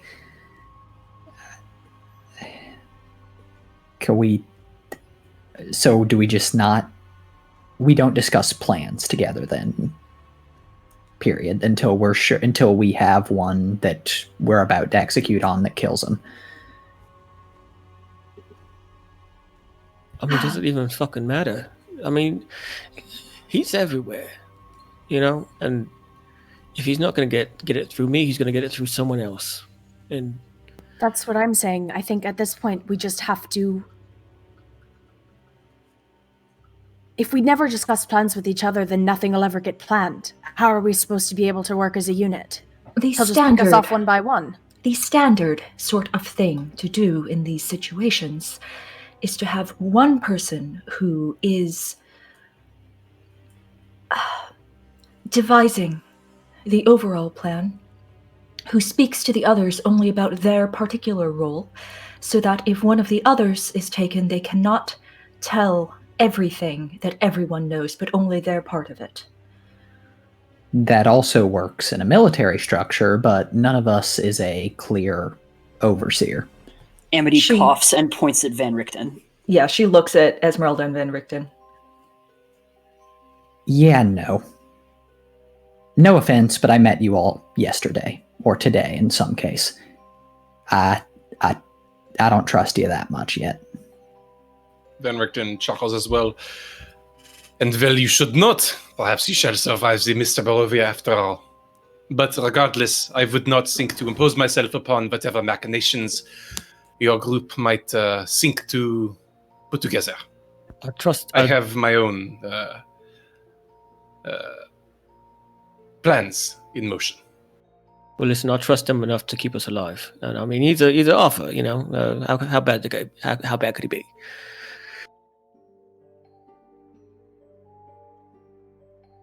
When you talk about your plans, I'm assuming they don't involve teaming up with a group like us. I'm afraid not. I work alone, my dear. But I wish you the best I'm just asking what makes you so confident that you'll actually be able to do something on your own. Yeah, no offense, but you know, spring chicken. He gives you a sideways glance. Well, I cannot dispute that, but then again, perhaps as we have discussed, you shall forgive me if I do not share what I might have in my thoughts. Look, I don't want your secrets. If you fail, then what does that say about our plan? So right, there's no hope for any of us. So I guess I'm just asking, if you happen to know of anything sure, maybe trusting someone, and she looks at Esmeralda, with that knowledge might be helpful in case you do fail, so that other people can try to finish what you started, instead of just running off and leaving them high and dry looking for you. He sighs, kind of rolls his neck for a moment, and then glances toward Esmeralda with eyebrows somewhat raised. Well, I do not believe it wise to spill the beans on everything, as it were, and, well, my dear, you must understand that in the realm of vampire hunting, nothing is certain. No hunter, no man, no woman, no creature is capable of knowing what may come tomorrow in certainty. We can do what we can to bend the threads of fate. And if they come out in our favor, then, well, you would not find me complaining if my own plots turn out to be successful. But in the meantime, since you do, well, if Esmeralda trusts you, well, I am not willing or capable to share all that I may believe. I am glad to share certain things of what I may know. If nothing else, as a gesture to my former greatest student. So, and he takes a seat in the chair again, leaning the cane across his knee, tilting his head up toward you. If you have questions, by all means, ask. Well, see, I got this book here, yours, and a lot of it's just kind of rubbish. Not that your writing's rubbish, but a lot of the pages is either water damaged or torn out completely. Maybe you could fill some of it in, like some of this on kind of starts to flip through the book, like undead spirits, things like that. My dear, if I were to go through such things in depth, we would be here for days, if not weeks, and I do not believe that either of us has that kind of time. Specific questions, if you please. Weaknesses. We've seen that Strahd, very difficult to hurt, has some that his spawn and him have some sort of inherent healing and some sort of reddish bear. Was that what you said, Kiva? Like a red sparks? It's like a shield that comes up, like a spell shield, but it's not magic. He's not casting it. It happens when you hit him. But it did break. He stopped using it. It wasn't permanent, but every hit that I landed, at a certain point, it took longer to heal. And that was after the red thing broke. So do you know anything about that? Then Richten leans in close, his eyes fixated on you. Fascinating. So you have seen the heart in action, have you? Well, it was a shield, like I said. It wasn't a heart, but it was a shield. It is a heart, so, well, what you are describing to me matches exactly what I have heard from some other sources, but not in quite so great detail. I have heard tales of a reddish energy. In some cases it's described, in others as a force field that encompasses Von Zarovich at times. From my studies and from those that have... From one in particular, the bard Gregory Corleone, who ventured into the heart of Castle Ravenloft and by some eldritch means, by some purpose of the vampire, was permitted to escape. I have heard reports of the source of this power. It is called the Heart of Sorrow, and it dwells within the castle, deep within its walls. Where exactly, I do not know. One report places it within the towers, but the way you are describing it, of this protection, this perfect regeneration that expires after a time, it matches what my notes have reported of this heart. So if we destroy the heart, it goes away? I don't think I hit him that hard to destroy it when we were fighting. It seemed like he did it on purpose. Also, how can it be protecting him if it's in Ravenloft? Is there, like, a link? That is something that I cannot properly express. I am not a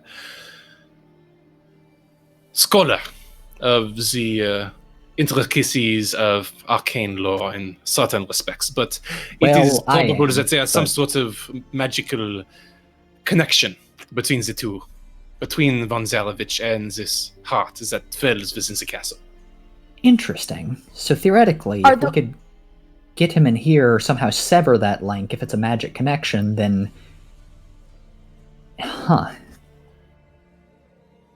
Of course, that is, of course, one of the many things that he wields, but yes, it is possible that if the connection is magical in nature and not something deeper, that might function in the way that you envision.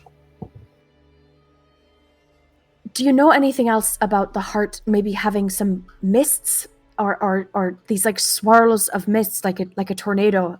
Every once in a while it would swirl up around him and dissipate, but there were 3 and then 2 and then 1 left, and I don't know what that was either. He nods. Vampires, like many other ancient creatures and powerful beings, they wield a great internal constitution, one might say. In some species, dragons, for example, they manifest as great spirals of flame, as arcs of lightning, but vampires are connected deeply to mists, to the place where air meets water, to the place where the swirling fogs of cloud obscure and conceal. Why, it is by their nature that they transmute themselves into mist and are reduced to it if they are destroyed beyond their resting place.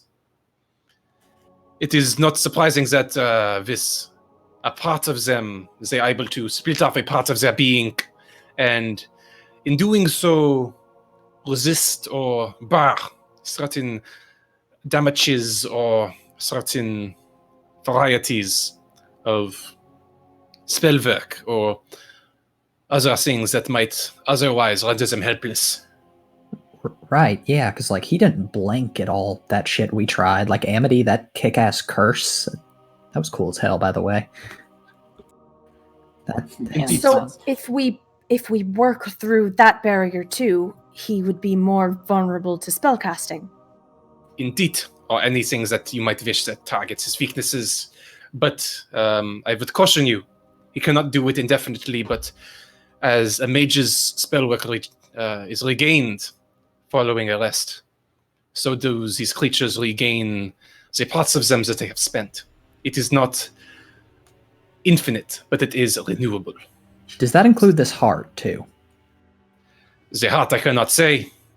From its descriptions, it perhaps may be some sort of arcane artifact, but I do not know the nature of it, only that it protects him to an extent, after which it does not fully, especially according to your descriptions.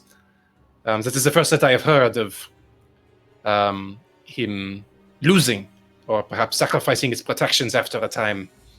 I cannot say exactly what the nature of it is, but the fact that it was not persistent after a time may suggest that, well, it might have its own limits as well. So essentially, we have one shot to do this, and if we give him the chance to rest, we have to start from scratch again. Indeed, and in more ways than one. Vampires, elder vampires, are among the most powerful regenerative creatures known to mankind. Leave him for a day and he will rework his magics, his protections. Leave him for a minute. And every wound you have dealt him, so long as he still draws breath, shall be healed as if it was never there. What sort of damage can we do that doesn't heal?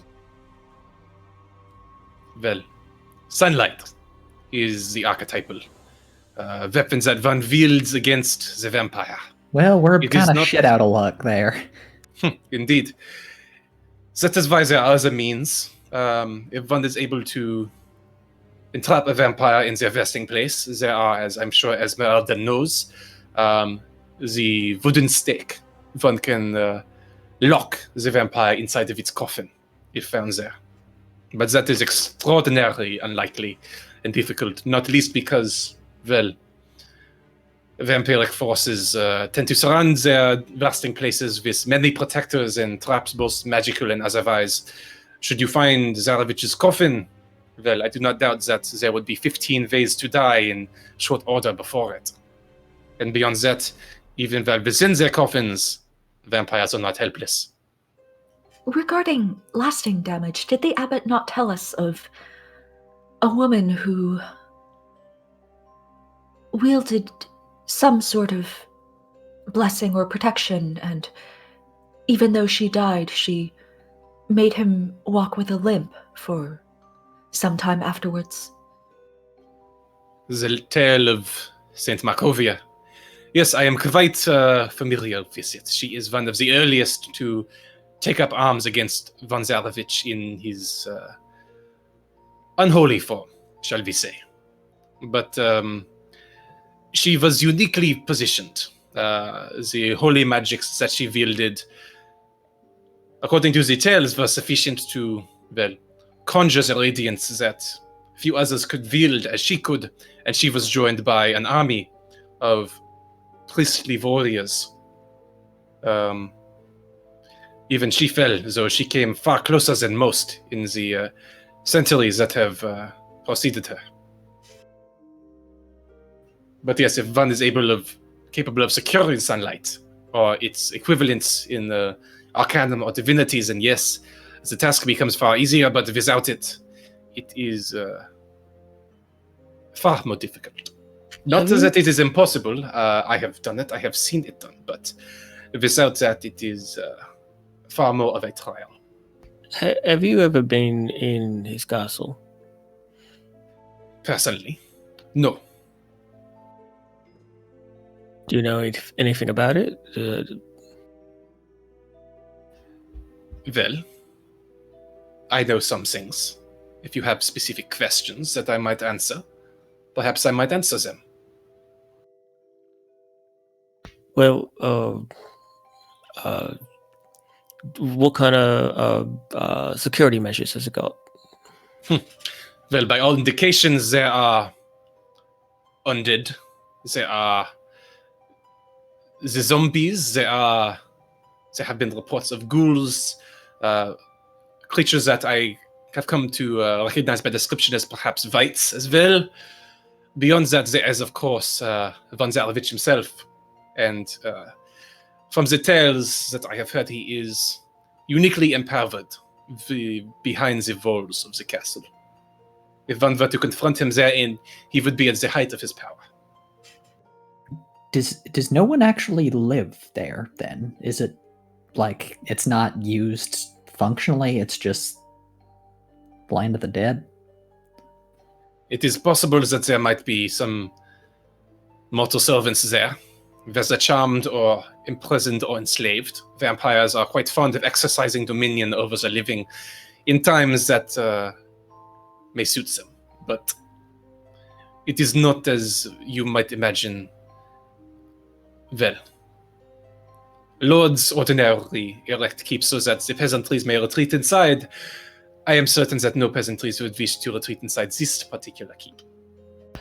So you mentioned, like, he's got to go back to his crypt, his coffin, if he gets turned out, like misty thing that you talk about. But what happens if, like, say, one of us destroys the coffin? Well, in that case, you would have a very upset vampire after you. It is possible that, some vampires are known to divert the burial soil in multiple places, constructing concealed additional resting places for themselves. But there was one that I knew that protected a final sanctuary in a place concealed only by a crack, through which only the vapor of the mist of the vampire could enter. But that is uncommon and, that is extremely uncommon, given that most vampires are far too arrogant to consider such countermeasures, especially one such as Strahd, who, the level of control he exercises over his domain is quite unprecedented amongst his kind. His arrogance could prove to be his downfall. Do you believe that this castle was constructed as a fortress at any point, even if it was not constructed to shelter his people? Or is it more of a manor or entertaining house that is no longer used for that purpose? Oh no, my dear, it is quite a proper keep. The walls and the architecture have been described in great detail in the records that I have managed to obtain. The walls, not carved, not built, but forged by magic in the shape of black stone that rises as if forged from the very pillarstone of Ravenloft. It is a proper castle, my dear. And dear groans deeply. Well, if Zarovich wished it, I am certain that he could, defend it quite easily. So, again, one must take care not to underestimate the vampire. One must also prepare to take advantage of holes within precautions that they might choose not to take. So one must not act before confirming such things, of course. Of course. So you say you have like the plan, the layout of Ravenloft, do you? Not as such, no. Oh, sorry. That is not something entirely open to me. There is, of course, the broad strokes. There are places within the castle, obligatory places that any castle might have. There are dungeons. There are rumoredly living quarters. There are towers. There are dungeons. I have heard that there is quite an expansive catacomb beneath Ravenloft, filled with crypts of the dead. But as far as the actual plans, no. If one were able to find the architects that had constructed it, by those plans, I am sure that Zarovich would not allow to remain easily accessible. Got it. I was really wishing you had some kind of guide to Ravenloft or something. Boo! Get off the stage. When are we firing Jack? Oh my god. One thing that I would caution you, if one is aiming to confront Zarovich at any point within this castle. It of course goes without saying that he knows the place better than Phil. Better than you know the back of your hand, I would wager. And of course there are the undead. Within it there are the traps and the magics that lie within the castle walls and the dungeons below. Countless outsiders, both those that have sought to take up arms against Strahd, von Zarovich, and those that have not, have found themselves lost for eternity behind its walls. But von Zarovich himself is a terror within the keep. Stories tell of the vampire's ability to command the spirits of the dead that dwell within its walls, of his dominion over the shadows of the living while they dwell there. By even some stories report that he can pass through solid walls like a ghost. At his choosing. Bullsh! No way. No. He can't. Okay, fine, folklore, but if he can do that, then we're not fighting him there. I'm not going to. We could be enormously powerful, and he'd just go, nuh-uh, and step through a locked door. Like, no, okay, we're catching him outside. Great. Indeed, it should be little wonder why Saint Markovia, at the height of her power, was struck down. Are there enough explosives in this valley which are not in Esmeralda's wagon, which could be used in some sort of sapping operation? If the walls are not whole, then it does not matter whether he goes through them. We can simply follow. That is not something that I would have any indication of. There's certainly... that is a question that you might be better equipped to answer than I. I have not heard of any such things, so it is an intriguing proposal. And he kind of looks at you for a second, and you get the sense that he's kind of like weighting you approvingly. Lillison, like you get the sense that this is a guy who respects thinking outside the box. Lillison sort of half recognizes this, but mostly she's thinking about, sapping and mining strategies. So she's just going to step back and think about that for a while. Is there a way to stop him from running away? I know there's magic that can stop people from moving. Well, there is one. There are magical spells, of course. There is also, from what I have heard, there is one artifact, of course, that at one point he feared, but it has not been heard of in this land for many generations, if not centuries. What is it? It is an amulet. A small platinum amulet in the shape of a sun.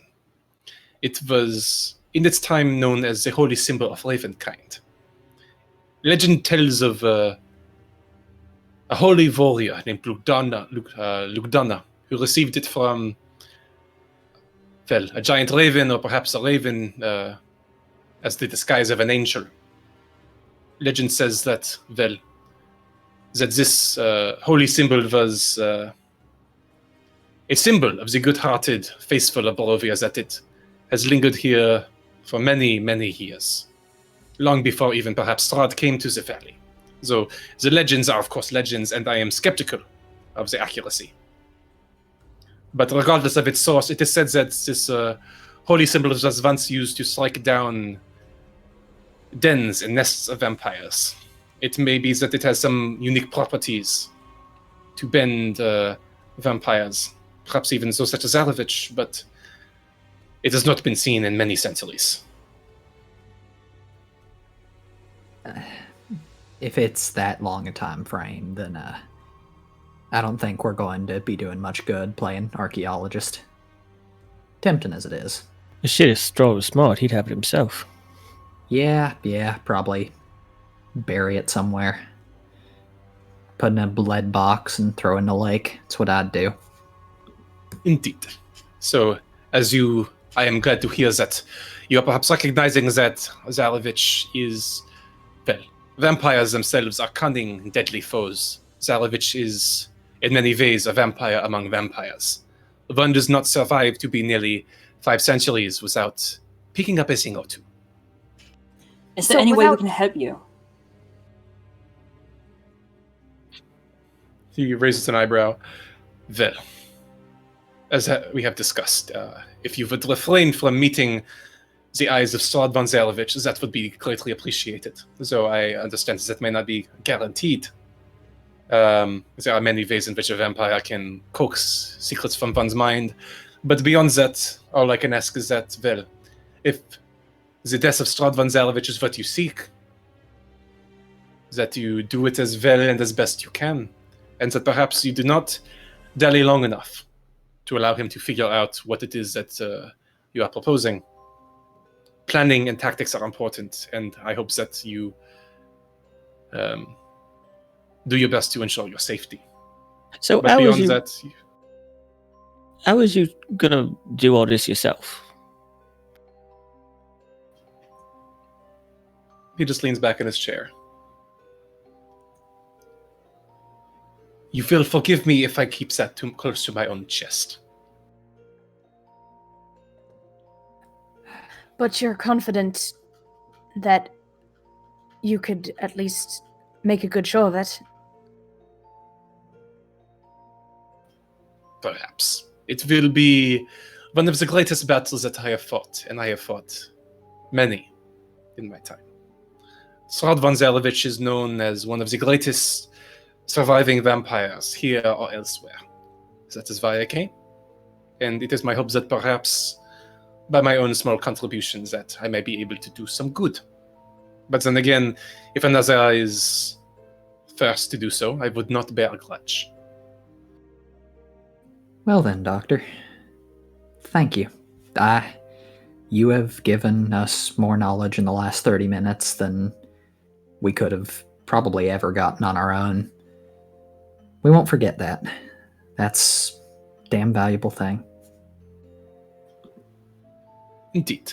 I am glad to hear that my answers may provide you with some comfort and guidance.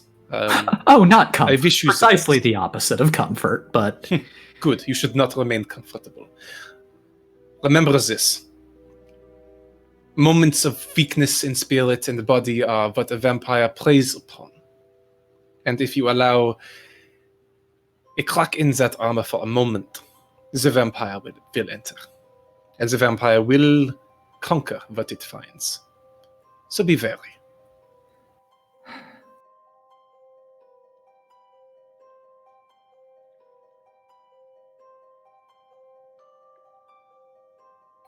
Earthrendir gives a long sigh and then looks around at his companions. Well, looks like we got some work to do. Wait, one last question. Yes. If the tiger is safe, then can we pet it? Ramesses is quite safe, though. It depends on who is doing the petting. But if you wish to do so, he likes it behind the ears.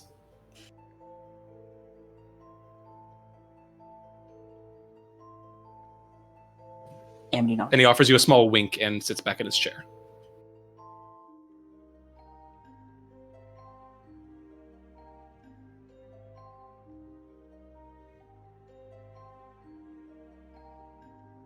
Well, are we going to continue to head out, or should we try to stay here for the night? We got things to. I'd like to get to this Eva sooner rather than later, personally.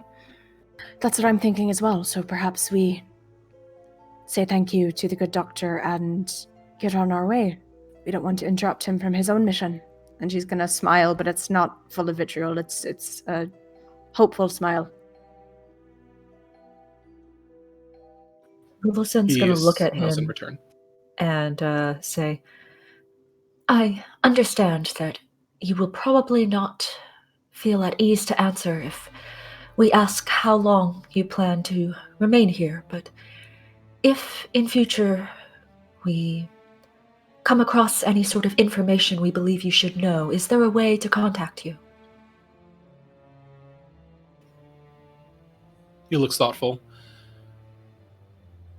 I appreciate the intent, and if you have some way of contacting me that may be capable, I would not say no, but forgive me if I do not wish to coordinate such things in advance. Should we meet one another once again, I would be glad to exchange what we know. But until then, forgive me if I do not wish to coordinate such things. Should I expect that if I try to cast like a sending spell, then it might fail because you're here? Well, Would it Strahd if I might am hear? here, then... Well, as for whether he might hear, that is a risk that you take. But should I be in this tower, then... Yes, I imagine that I would not be capable of hearing it.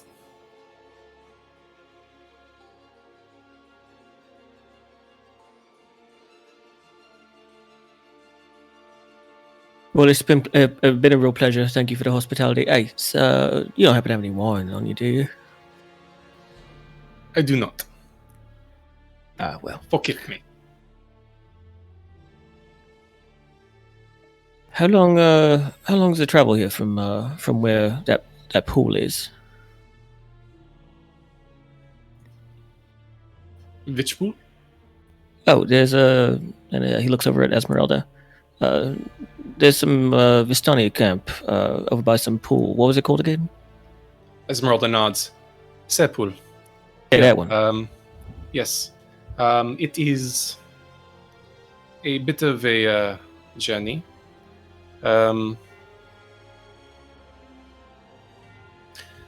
Perhaps we can discuss it once we are on our way, and then I can...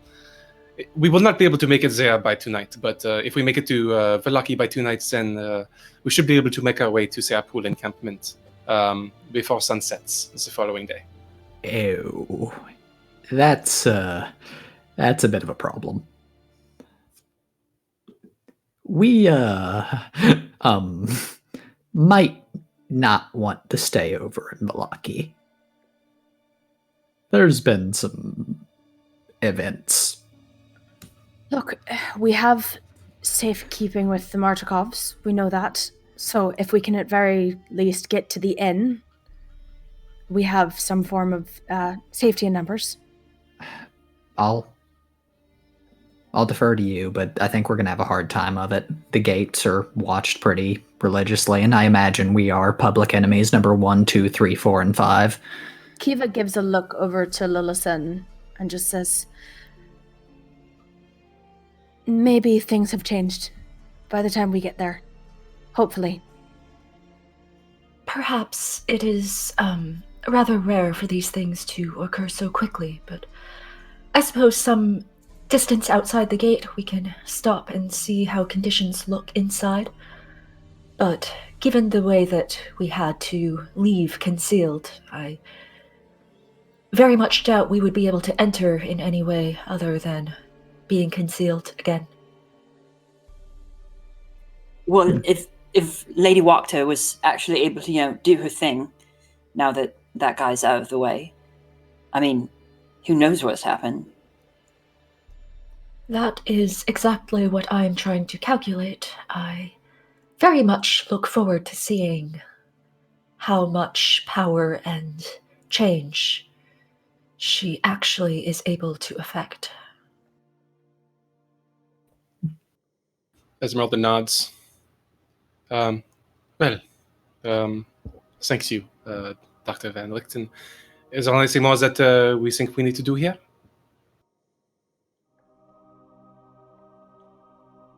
And regarding Velaki, we can discuss it more on the road. Yeah, let's get moving. All right. With that, you step toward the platform, and as you do, Van Richten stands up in his chair again and fixes you all with a steely solid gaze and says, "If there is one thing that I can leave you with,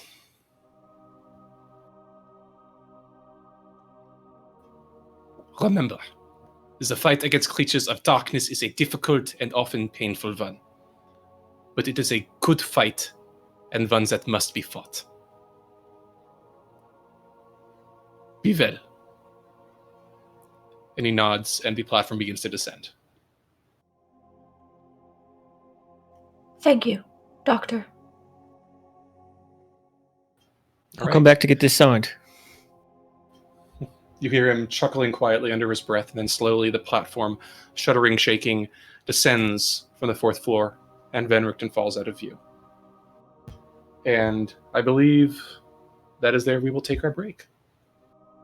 All right. We have received Van Richten's Guide to Ravenloft. I can't No, we believe Jack haven't. just got paid by Wizards of the Coast for that free shout out. I know, right? I gotta eat. I gotta eat. No, I respect it. Beautiful. All right, well, thank you all for sticking around. As always, we will pick this back up after a 15-minute break. Until then, we've got a few messages from our D&D community, as always. This week, we've got a fireside chat with Kaya, talking about creating dynamic character psychology and how you can think and approach character arcs. Great piece. Listen to myself. Top tier. You will enjoy. So, enjoy that, and we will see you back here soon.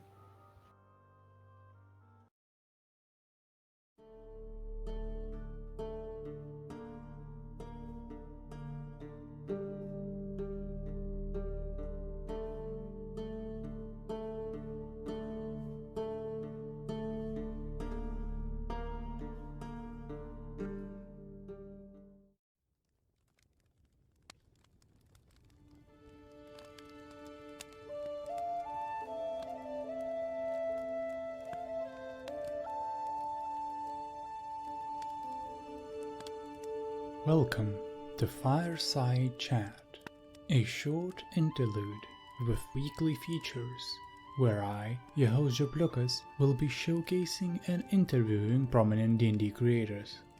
This week, we are talking to Kaya, a Strahd Dungeon Master and a player of Lillison in Twice Bitten, about creating dynamic character psychology and how to think about character arcs. Previously talked about how to create layered character psychology using the Face Ego Heart method.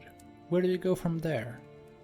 The Face Ego Heart method is a reliable way to create characters with depth, characters who show different aspects of themselves to other people depending on how much the character trusts them.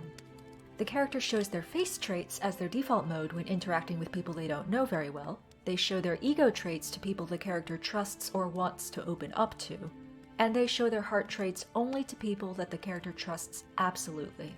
So the natural next step is figuring out when and how you'll show all these different traits.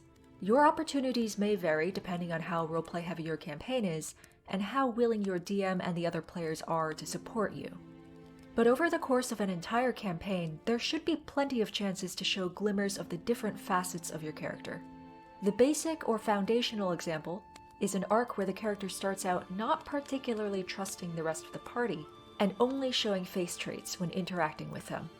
Over the course of the campaign, as the party works together and overcomes challenges, the character trusts the other PCs more and more, and feels more comfortable opening up and showing more facets of their inner personality. That works well for a game like Twice Bitten, where none of the characters knew each other to start with. What about campaigns that assume that the party is a cohesive unit, and all player characters know and trust each other from the very beginning?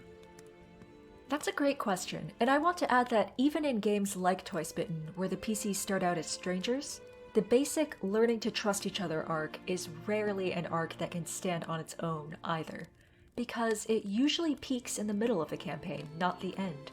If you look at Twice Bitten as an example, we're only about halfway through the campaign, and we've already gotten quite a few moments that look very much like PCs being vulnerable and trusting each other enough to show their heart traits.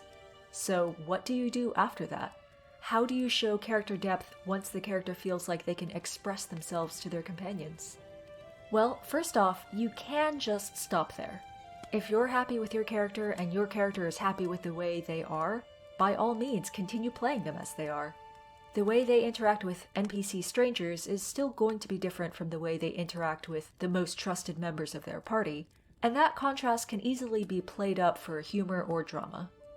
But if you want to continue exploring and revealing different facets of your character, then we're going to take those face, ego, and heart traits, and we're going to start slowly changing them over the course of a character arc.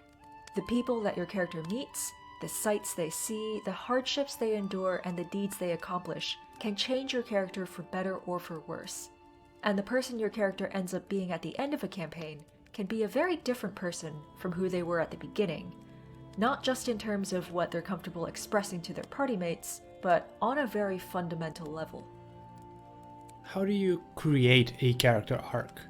Is it as simple as saying, I want a redemption arc, or I want a coming-of-age story? What are potential hazards to avoid? Some people go into a campaign planning to play a character who undergoes a specific arc, like a redemption arc. Other people go into a campaign with a character and just let each event shape that character further. Personally, I don't like either of these approaches. The former entails a really rigid, structured expectation for your character's story that may not accord with what your DM has planned. I've seen more than one argument between player and DM about events or scenes that the player expects to occur or expects to happen in a specific way because their character arc demands it. And the latter, well, even when you're not playing a gothic horror game, D&D campaigns are often centered around combat, terrible predicaments, and nasty surprises. Throwing a character through the events of a campaign and just letting every event affect them tends to produce arcs centered all around trauma and post-traumatic stress. And while that is a valid character arc, it may not be the best for all tables.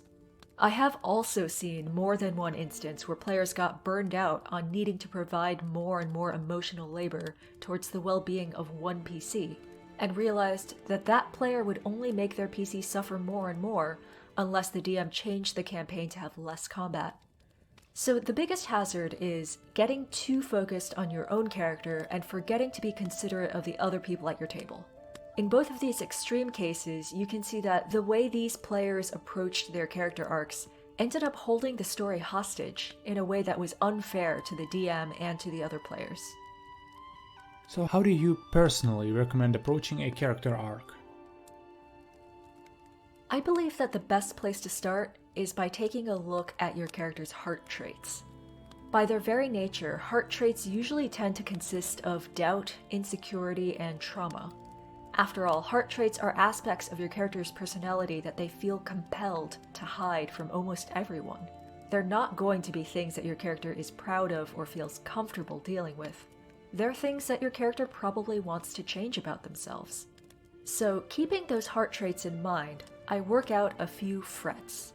Like the name suggests, these are topics that the character frets or worries about, issues they're a little sensitive or insecure about, questions they want answers to. Maybe the sorcerer whose hidden trauma involves accidentally burning down their childhood home is now trying to control how skittish they get around fire. Maybe the fighter whose deepest secret is that she's horribly envious of her twin sister who's a wizard keeps a keen ear out for dumb fighter jokes and secretly keeps score every time she uses her strength to solve a situation that magic can't. Maybe the cleric who would never admit that he's second-guessing his path in life is paying that little extra bit of attention every time a party mate thanks him for keeping them alive. Make sure that these frets aren't too broad or narrow. If you have a character who has a deep-rooted fear of being seen as incompetent, well, it would get pretty tiring if this fret triggered every time they missed an attack or rolled lower than somebody else. On the other hand, if the fret is too specific, like feeling inferior to one specific NPC in their backstory, it might never come up during gameplay at all. Don't try to predetermine how the character will react when a fret comes up during game. Let your character react naturally in the moment. Frets are meant to generate little moments of organic character interaction. And because they're centered around a subject that hits your character pretty hard, remember just how the tone of each interaction goes. Was it a positive or a negative experience? Did it leave your character with more hope or more dread, or more resentment? Over time, the way your character reacts should change as they come to terms with the kind of input they're getting. And the great thing is that when the character displays their frets, this also acts as a brief window to their inner self, a signal that the other PCs can pick up on and speculate about. To use a Twice Bitten example, I've shown from Lillison's very first description that physical proximity to other people is one of her frets. But how long did it take before she was ready to hint at the reason why? Ideally, by the end of the game, your character has gotten enough of these little sensitive moments to make a decision, subconscious or not, about whether they're going to make peace with this part of themselves, or whether that fear or insecurity will be reinforced and calcified. Maybe that sorcerer has been feeling more and more comfortable sitting near the campfire as they see how the others treat it as a source of comfort and security. And by the end of the campaign, they finally feel confident enough to finish off the villain with a fireball. Maybe that fighter had to keep watching her twin open every door with knock instead of letting her kick them down. And now not only is she still envious, she's also resentful. The great thing about the fret system is you can cheat. Thanks to the wonders of confirmation bias, if you already know that you want that cleric to come to terms with his insecurities and be a happier person at the end of the campaign, you can do that by having him put greater emotional weight on the interactions that provide him with the hope that he wants, or that you want, like when the other PCs thank him. The exact journey along the way still lies in the hands of the DM and the other players. You're not hijacking the car, you're just choosing where to take snapshots.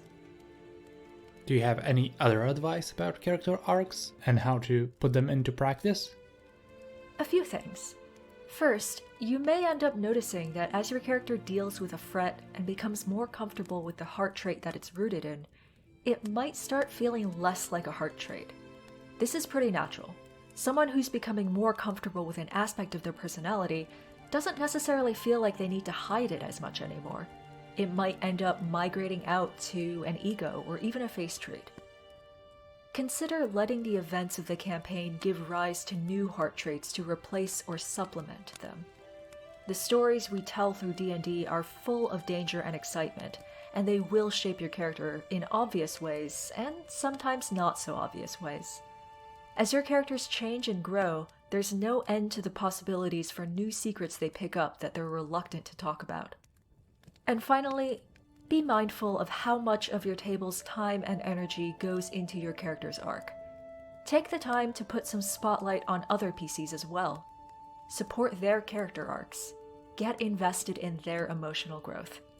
That's the best way to turn a bunch of PCs, or a bunch of players, into a true party.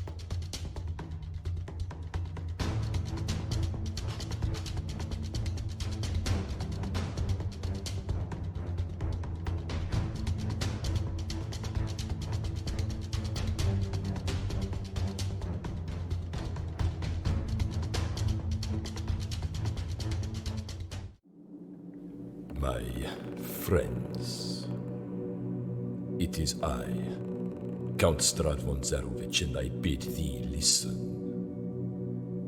The Guild of the Black Crow have produced over 5 hours of ambient sound design for my most beautiful and ancient land.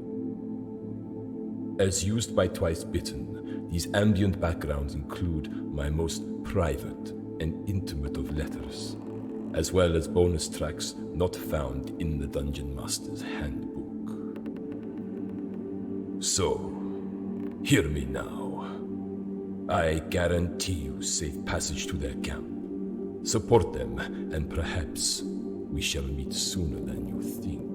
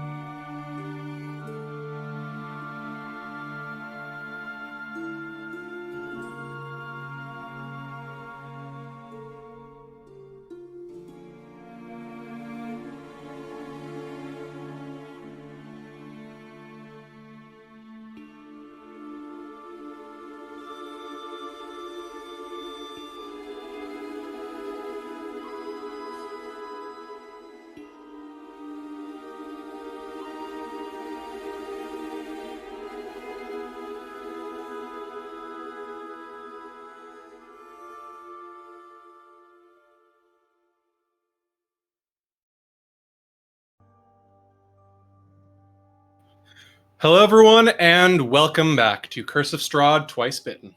As always, some quick announcements. First off, shout out, as always, to Foundry VTT, our continuing virtual tabletop sponsor. Great stuff for maps, character sheets. They've got a lot of modules to customize your gameplay, and they've got a big update coming up for some audio features, so definitely check them out. Twy, how's Twitch looking? Twitch is looking fabulous as always. We have some, well, at this point no longer new, but we have a lovely slate of emotes for our lovely subscribers, including such wonders as Strahd himself, the man, the myth, the bastard, as well as Morgantha for all your laughing needs, and Doru for your Home Alone needs.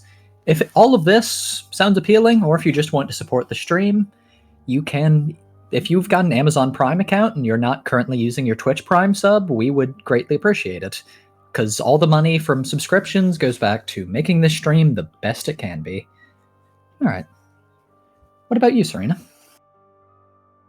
If you are having as much fun as we are, you can join the discussion on our very own subreddit, reddit.com/r/twicebittendnd, and you can subscribe to our YouTube channel, youtube.com/c/rcurseofstrahd, for all of our past sessions, fireside chats, video essays, and highlights from the stream. And as always, if you have any fan art or questions for future episodes of After Dark, you can email them to us at twicebittencos@gmail.com. And I also want to say a special shout out. We have now consistently hit the over 400 mark on our Twitter, which is crazy. So thank you to everyone who has followed us on Twitter and who interacts with us there.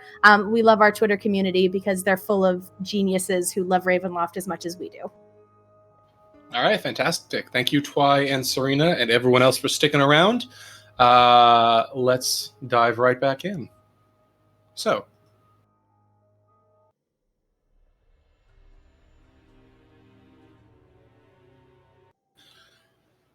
as the platform creaks and groans, beginning to sway as it descends the tower, Van Richten's visage vanishing from sight on the floor above, you pass through the lower two floors quickly, though not quicker than the first time, as you see the decay, rotting floorboards and the hole in the walls as it slowly descends. But within a minute or so, you hear a thunk as it hits the ground of the bottom floor. The four clay statues around you relaxing their grips and returning into a neutral position. The saber-toothed tiger toward the rear of the chamber, giving you a lingering, baleful stare, but otherwise seeming content to nibble on the wolf leg between its paws. Right. Well then, we should get going before it gets too dark. Yeah. And Esmeralda, are you bringing the death trap along with us? She gives you a look. I think that, well, there are a number of things in there that I think might prove quite helpful in our efforts. And I know that you might not be comfortable with them, but one has to take risks, yes? And regardless, if you are looking to go up against Strahd von Zarevich, I think you can do worse than having those particular assets, yes? Yeah, no, I can't really argue with that. Fair Besides, enough. how else are we going to blow up the castle like Lillison wants to do? Yeah, actually, that was a terrifying point. It's a brilliant idea, right? We can trust that Lillison is helpful and she's going to give a pointed look at Metreon and not a spy. He gives her like a yeah, sure, whatever look back, but then looks over at Esmeralda's wagon. Oi, what do you hitch that to? Oh, well, if we are headed on our way, I can show you in a moment. But if we are stepping outside, and at this point she does make her way through the curtain in the door and out of the tower, giving a kind of respectful but wary nod to the tiger. You step out into the cool, misty air of the causeway and the lake around you. Well, if we are going to bring it with us, there's one thing that I would like to go over with you briefly. Just I know that you had some trepidation about staying the night in Vallaki, but if I could show you, I think that we don't have many other options available to us. If you come over here for a second, and she beckons you over toward the side of the wagon. Metron follows. Same. Whatever Esmeralda wants us to do, we'll do it. Yep. She pulls the wooden tube out from the place in her long coat where she put it, and unscrewing the top, you see what appears to be a scroll tube or a scroll case of some kind. Carefully, she kind of pours it upside down and then slowly pulls out a long piece of parchment that crackles in her fingers, which she then pushes up against the side of the wagon and unfurls it, pressing it up against and revealing a map. Do we finally get a map? Literally the I only love map that so much. in the entirety of Barovia. Holy It's shit, we did it, fucking boys! beautiful. So, Game one, we got a map. as you can see, and she points to the top left corner. Do you see where it says Lake Baratok? That is where we are now. Do you have a scale for this thing? Yes, she points to the bottom left. 1 square, 1 quarter. God, this place really is tiny. That's what, like 10 miles across at most. Indeed, it's not incredibly large, which explains why Zarevich feels so confident exercising his power over it. Even Kresk, as far as they might think they are, is not beyond his reach. But regardless, more on topic. You can see how this Farlech Road cuts through the center of the valley and down to the southeast. That I imagine is, if you came from the east, that is whence you came. But as you can see quite clearly, so it's quite a bit of civilization towards the western side of the valley. You can see Vallaki is quite close by. It is quite a longer trek to get to Serpool. You will have to pass up out of the valley through the western gates of Ravenloft, so thankfully not past the castle itself, over the bridge of Ser Falls, and then through several mountainous ridges before one gets to the actual trail that leads to the camp. The It is not an proximity, easy distance. the proximity to the castle is not reassuring. We have been nearly across the entire breadth of Barovia, east to west, but what is this trail leading to the south? And she is pointing at the road that goes down through Salunga Pass and seemingly ends in nowhere in the mountains. That I am not entirely sure. All I know is that there is Solanka Pass. It is a road that goes up into the southern mountain, Mount Kakis. There is no similar road for the northern part. You can see here that it does appear to split at one point. The switchback heads north and south. One of those routes heads south into the fog, but I'm not sure what the northern one is. Perhaps some... well, I'm not sure one might want at the top of the mountain, but perhaps some older settlement. I am not sure.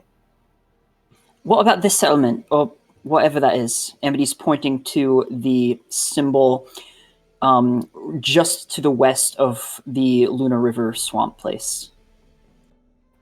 Are you pointing to? To Argenvost. Yeah, to Argenverstold. Got it. That is, from what I have heard, seems to be an old manor of sorts. I've heard that it might. I've heard rumors of my people that it is haunted. I had actually been intending to investigate it at some point. I have heard some rumors that perhaps, well, there are some conversations about that place that seems to have a long history regarding that specific location. It is, as I said, an old stone manor. Yeah, I have heard from some of the... Yes? Oh no, I was just saying to others. I think the hunters was telling us about it when we was coming up to Valaki. Some about knights or something. Yeah, no, watch out. I've heard a rumor that it's haunted by like a dragon. Perhaps. I have heard that, well, it is reportedly, I don't know, I've not seen it myself, but I've heard that it might harbor enemies of Strahd. Perhaps it might contain secrets to its destruction. So I have not made it there myself. It was something that I've been meaning to investigate at some point. Wasn't it Rictavio who said that there was something regarding a dragon there? Oh, damn it. Yeah, it was. Well, we know we can't really trust anything that Kukold says, right, anyway? Well, regardless, you can see why I imagine we shall have to make camp for the night in either in, so I would not recommend it outside of Valaki. I think that inside the walls would be safer. The wildernesses of these forest woods are not places that I think we wish to dally after dark. But there are places within the walls that I think we might be able to hide, even if there are certain issues. If nothing else, we can try to set ourselves up by the lake if we are not able to gain entry. All right. Well, if we do get in, we just go to the Markovs, and if need be, we just stay up in the attic for the night and, come down in the morning. Yeah, I don't want to bring trouble down on them, but it's probably our best bet. Plus, I need a refill like bad. They're not going to have any. There's not more coming. Oh, fuck. Yeah. All right. Should we get moving then? I think if it's going to be a 2-day trek, then we definitely need to make Valaki before dark. Oh, absolutely. Indeed. I think that should be quite doable. Valaki is not far. And with that, she rolls up the map and puts it back in the tube and slides it into the inside pocket of her coat. Well, in that case, if we're all ready to go, then I suppose we shall hit the trail, yes? Yes, let's carry on then. Indeed. And with that, she makes her way up onto the driver's seat of the wagon and takes the reins there. She glances toward Aethrondir. If you wouldn't mind moving a bit to the left, please. He moves a large distance to the left. She chuckles and then looks at Metron with a grin. You wanted to know how I pulled my wagon? And then she snaps the reins and says, Vovash! You watch as there's a swirl of purplish bluish energy that then immediately solidifies into two corporeal forms. A chestnut brown and a dark black draft horse tethered to the wagon. The leather straps running around their forms, the wooden sides of the pulling part of the wagon tethered to their sides, and they stand there silently, puffing mist into the chill lake air. Holy fucking! And as Metron is blown away by this display, he does want to actually kind of go up to the black horse's mane and just sort of see if it's real, see if it's like physical. You touch it, and the mane actually, it is incredibly solid. It kind of snorts and paws the ground in a place, but otherwise doesn't push you away. How do you do that? Like I said, I'm not interested in giving up this wagon that easily. I respect that. I respect that a lot. All right, then. If anyone wants to hop on. There's not much place, but maybe one or two others could sit in or next to. Otherwise, shall we make our way down the road? Before they leave, Amity is going to take Van Richten up on the offer to pet Ramses. Gotcha. Ramesses does seem to enjoy being scratched behind the ears, and actually kind of. It's almost for a second. It takes you a second when you realize that this kind of like vibrating growl that you hear at the back of the throat isn't a sign of aggression, and then you realize the saber-toothed tiger is doing its best impression of an actual cat's purr. Its eyes roll back for a second, its ears kind of flick, and it just lies there for a moment, seeming to enjoy the attention. Aww. I love him. That's adorable. Before they leave, Lillison is also going to take a moment to talk to Airthunder. Hey, what's up? I don't know how much you tried to test the limits of your magic while close to the tower, but just so you know, I tried some more substantial magic, and the potential was used up, but of course nothing happened. I don't know if that means anything in particular. Not. I think that's how it's supposed to work. It's been 50 years since I took my theory classes, so take all this with a veritable mountain of salt, but I think it's not just that like it prevents magic, it actually nullifies it when it comes out, if that makes sense. Like it shatters the link between you and, well, for wizards it's the weave, for me it's words of creation, and I don't know what it is for you. She just nods. But yeah, I think... Go ahead. It's too bad that one cannot simply take this with us, you know? He laughs. I considered trying to deconstruct it, but I figured that would almost certainly get me killed, so... Not... But it would be nice. It'd be... Regrettably, it's a terribly powerful spell. I've only ever met one person who could do magic that strong, and he's no longer with us, so I think we'll have to do without. She nods and, watches Amity petting Ramses. Oh. As she's preparing to go, you watch Esmeralda frown for a second and then duck back into the wagon, the horses waiting patiently for her. She pops her head out a moment later. Etzleon, your handy was a crossbow, right? That I am. I'd like to think so. She nods and then tosses you a small parcel. That you realize is not a parcel so much as several crossbow bolts wrapped together with twine. But as you look at them, you see a silvery glint at the sharpened edge. This is beautiful. Thank you so much. This is a game changer. Well, I think that it might be helpful in case we run into any more werewolves. Just make sure to use those instead of your ordinary ones.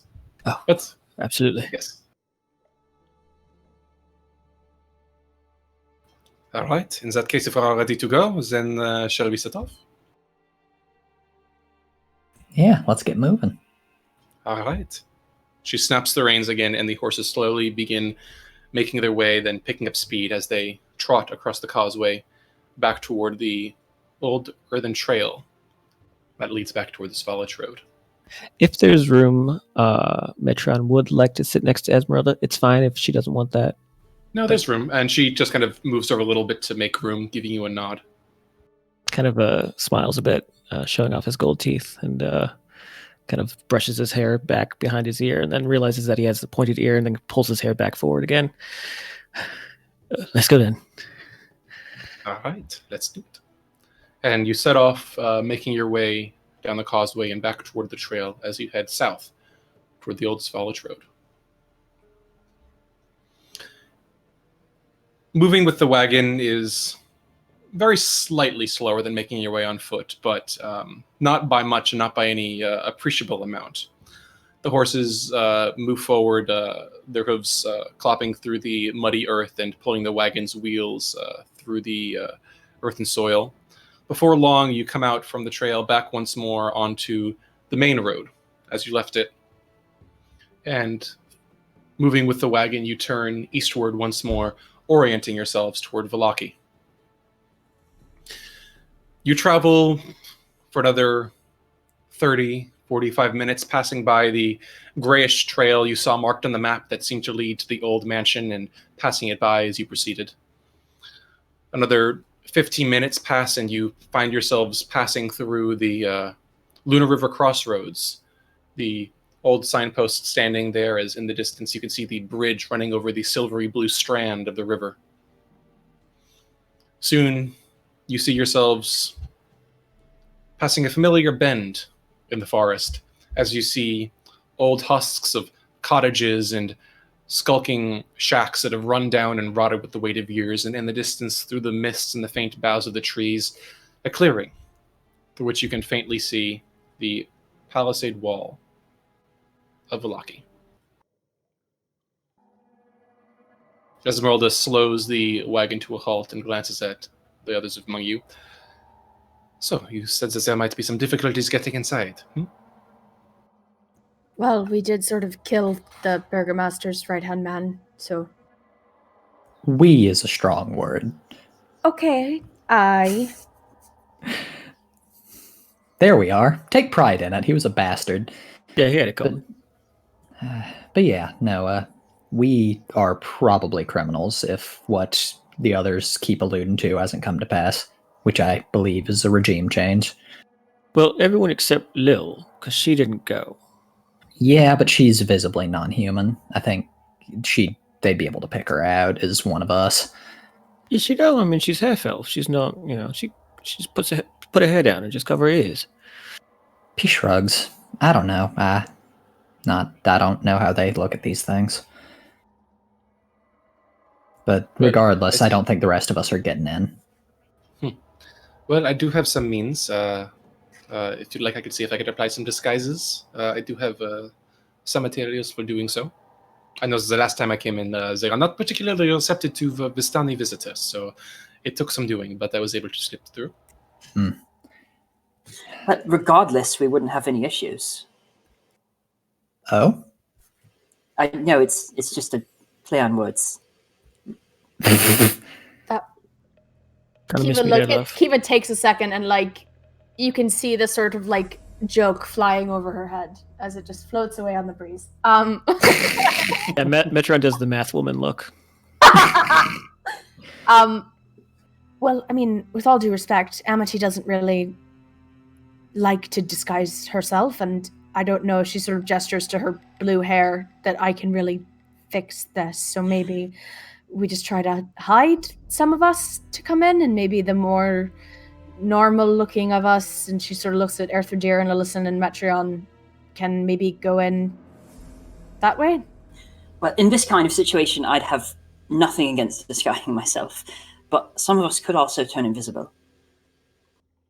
Yeah, I can get one or two folks. Ismark, do you think that you will need to be concealed as well? He grimaces and then nods, and at this point Esmeralda says, well, if nothing else, I can try to conceal perhaps 2 or 3 people inside the wagon. We can hope for the idea that they will not make their way inside. Wait, same. Amity, can you do that too? The invisibility? I can now. Wait, now? As in in the last day? Wait, I feel like the same thing's sort of been happening to a bunch of us where, I mean, I've been learning, or I don't know if learning's the right word, but getting a bunch of new magic. I mean, yeah, but nice. Congrats, I guess. I mean, the same thing's been happening for you, right? You've cast a bunch of spells that I feel like you would have cast inside that house if you'd known them back then. Well, I mean, that's more like remembering and me kind of percolating and getting back my...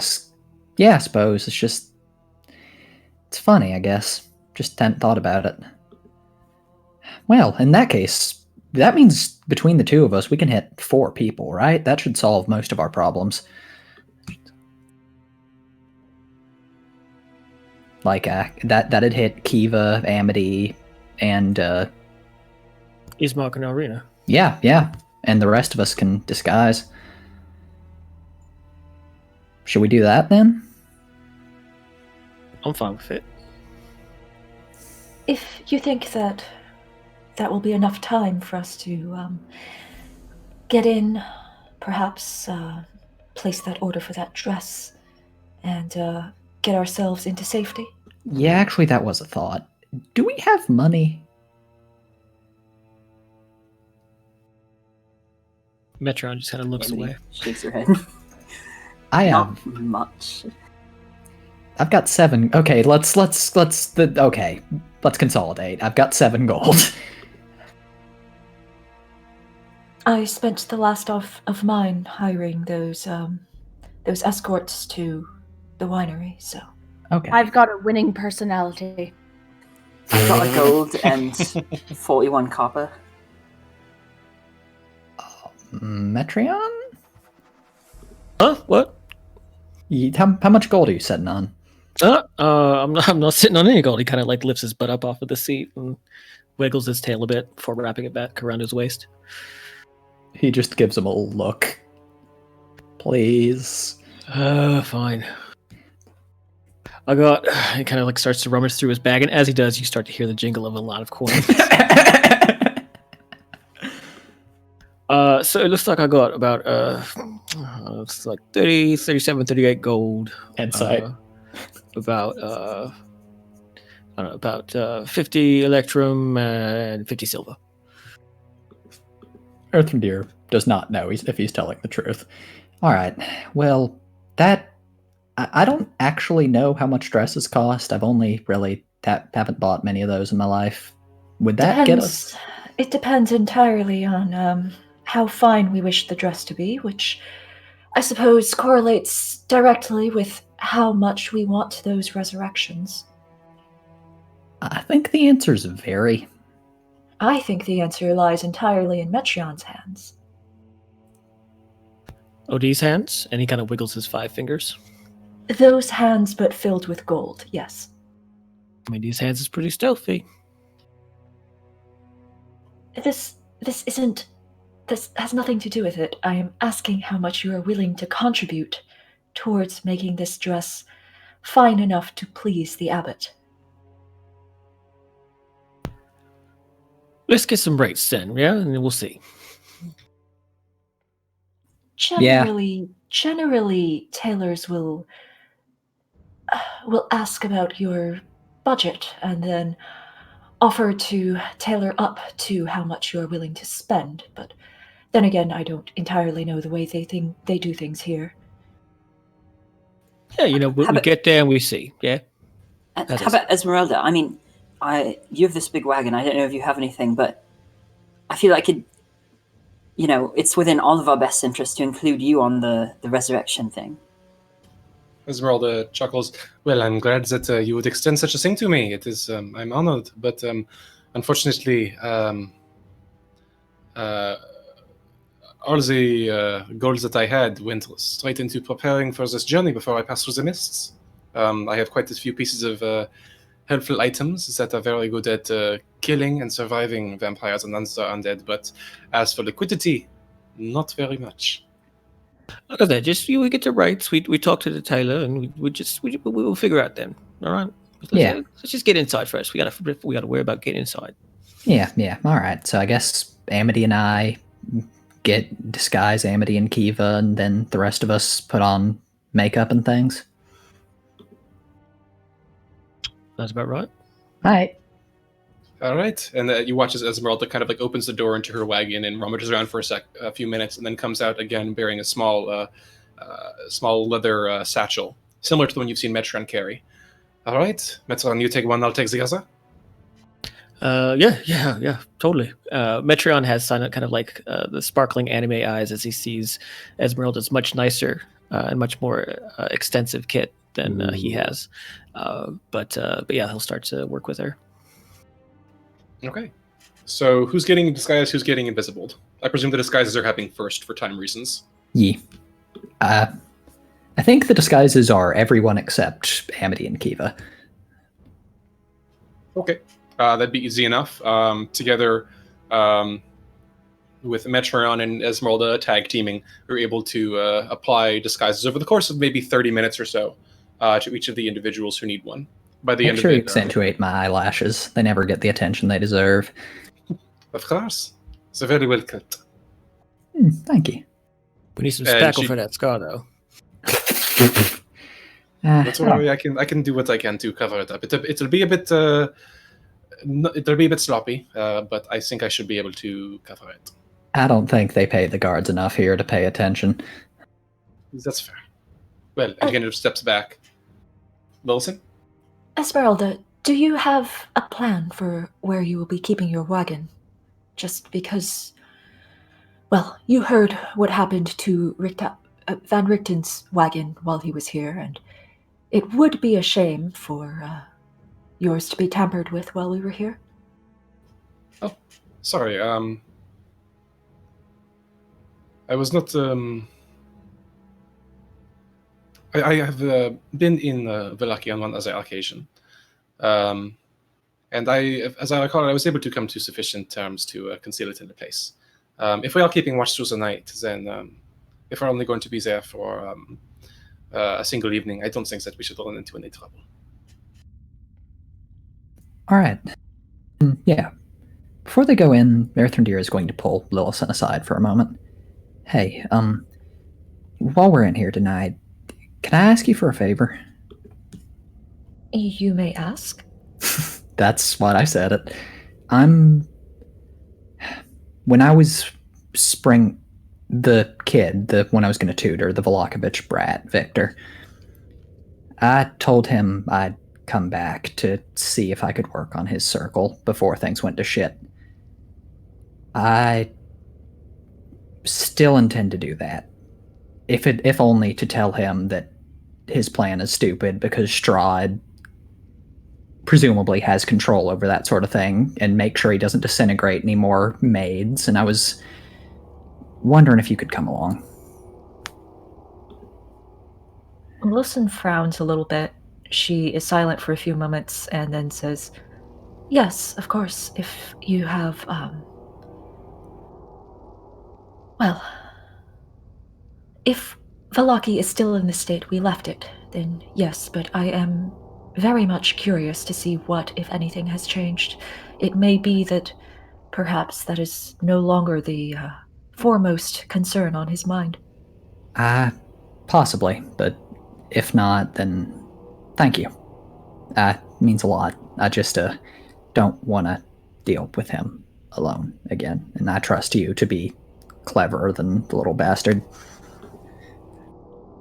I entirely understand why you would not want to go back alone. Thanks. And yeah, that's all. Okay. With the disguises applied, Esmeralda gives you a nod if you'd like to apply the invisibility spells. So which of us cannot be disguised and therefore need invisibility? Just Amity and Kiva? You and Kiva. Okay, cool. Yeah. Earthendeer stands side by side with Amity. All right, I guess Amity will go ahead and cast Invisibility on Kiva. Boop. Okay. Kiva, you are now invisible. All right, Kiva, you watch as a spiral of mist wisps around your body, and then slowly, as if dissolving into the ether, you watch as your form vanishes until you can see nothing remaining. Though you feel the weight of your limbs. Earthrendeer just watches her cast the spell, and he's just got this like immensely fond smile. I might have maybe saw you casting it, and I might have picked it up. Holy shit. And he just grins and begins to weave the spell around her. And yeah, he will do the same to Amity. Okay. Both of them vanish from sight. Esmeralda nods in satisfaction. Wait a moment. I don't know that it worked. What do you mean No. it didn't work? I still see Amity, and I can see my hand, so... I mean, I can't see him. But she's standing right here. Amity moves 10 feet to the left.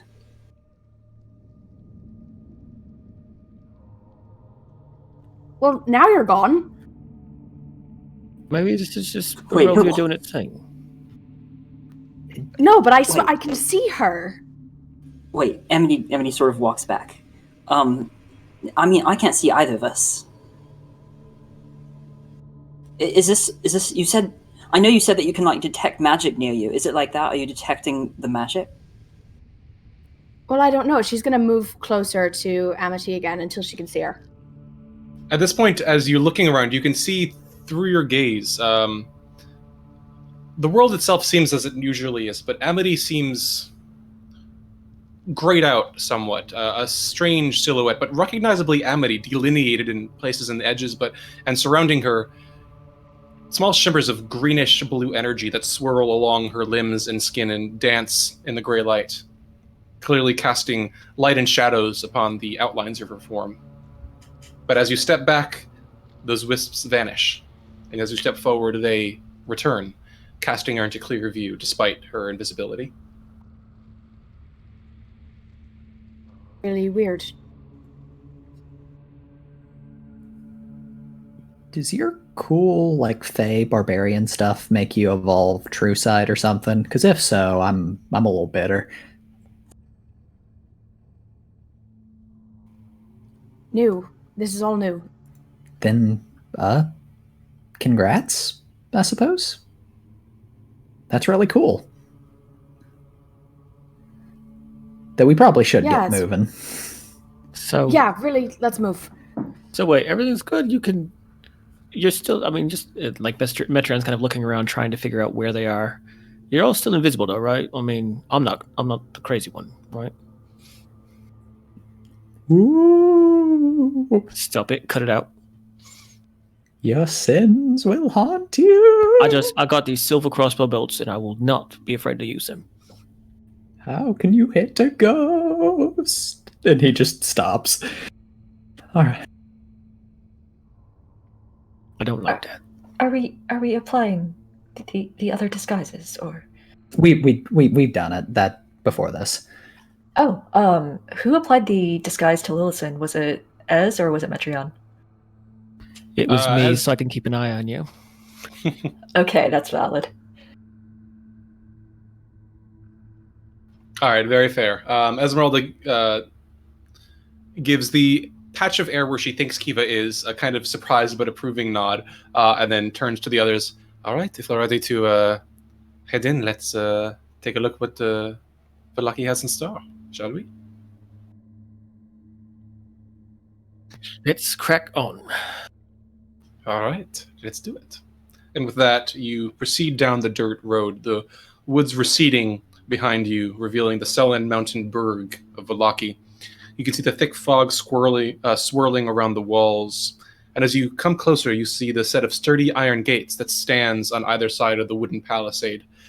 You can see the half-dozen pikes on either side, the wolves' heads now quite clearly rotted in the moist open air. But as you look over the gates themselves, there's no sight of any guards.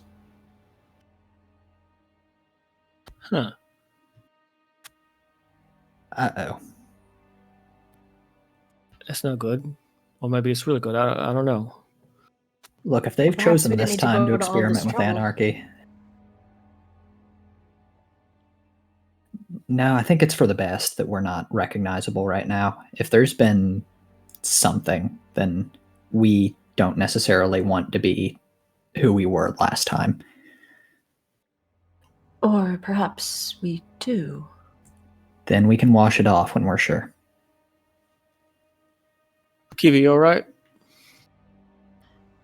Good. Nervous. I suppose this doesn't feel right.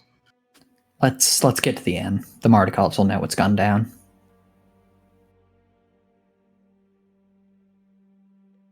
And yeah, we go forward, Okay. I guess. Very good. With that, you make your way forward, and though the gates are closed, they don't seem to be locked.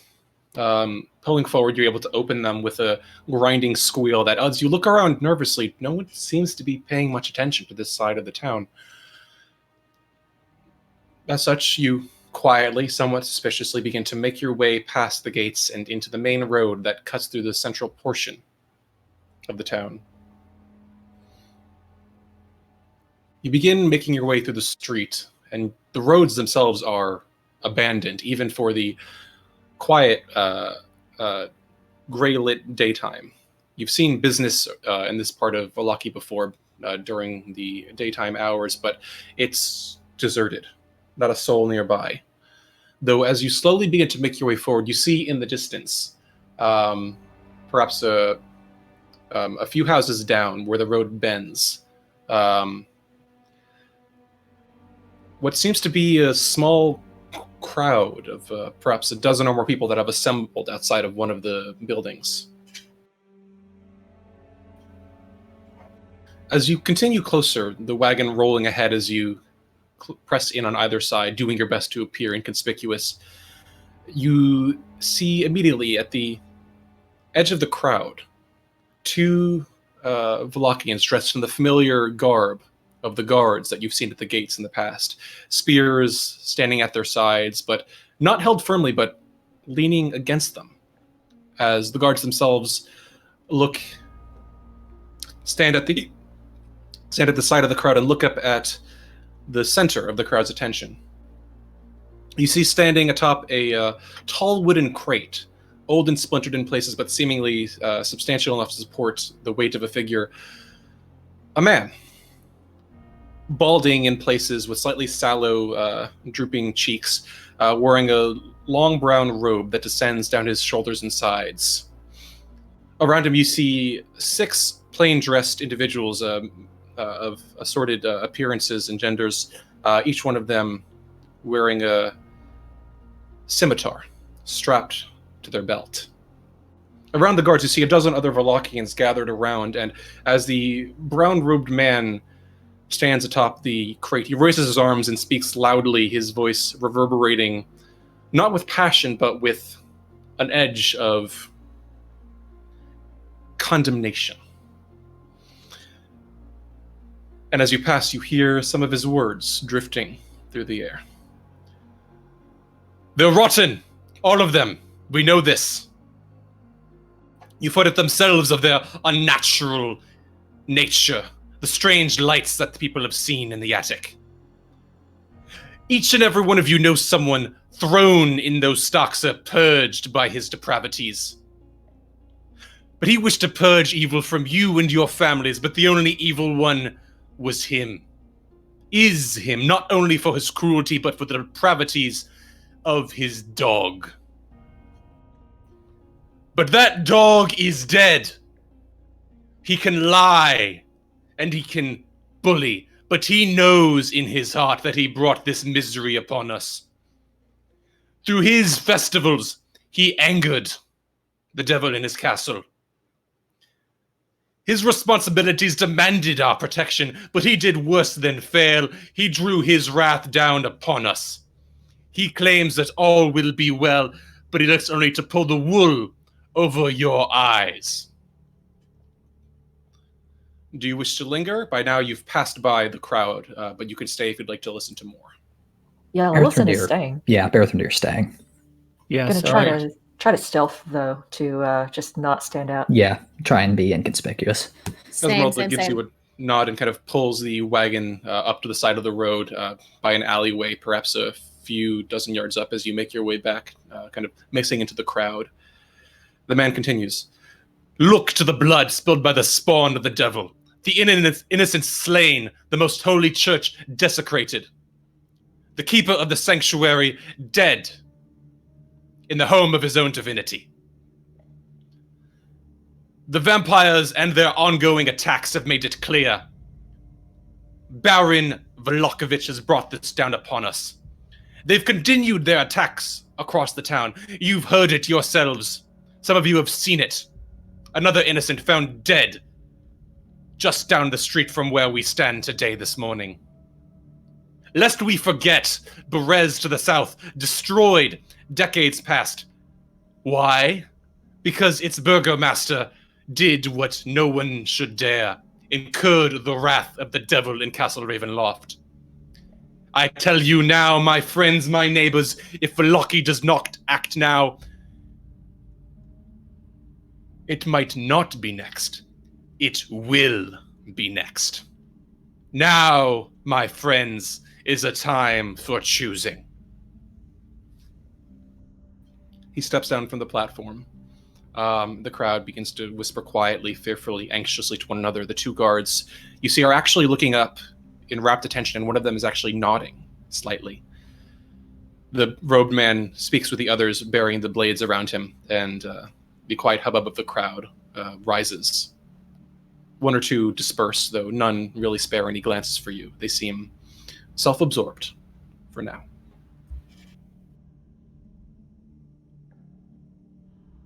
What did we do? She is doing this in a way that seems organic.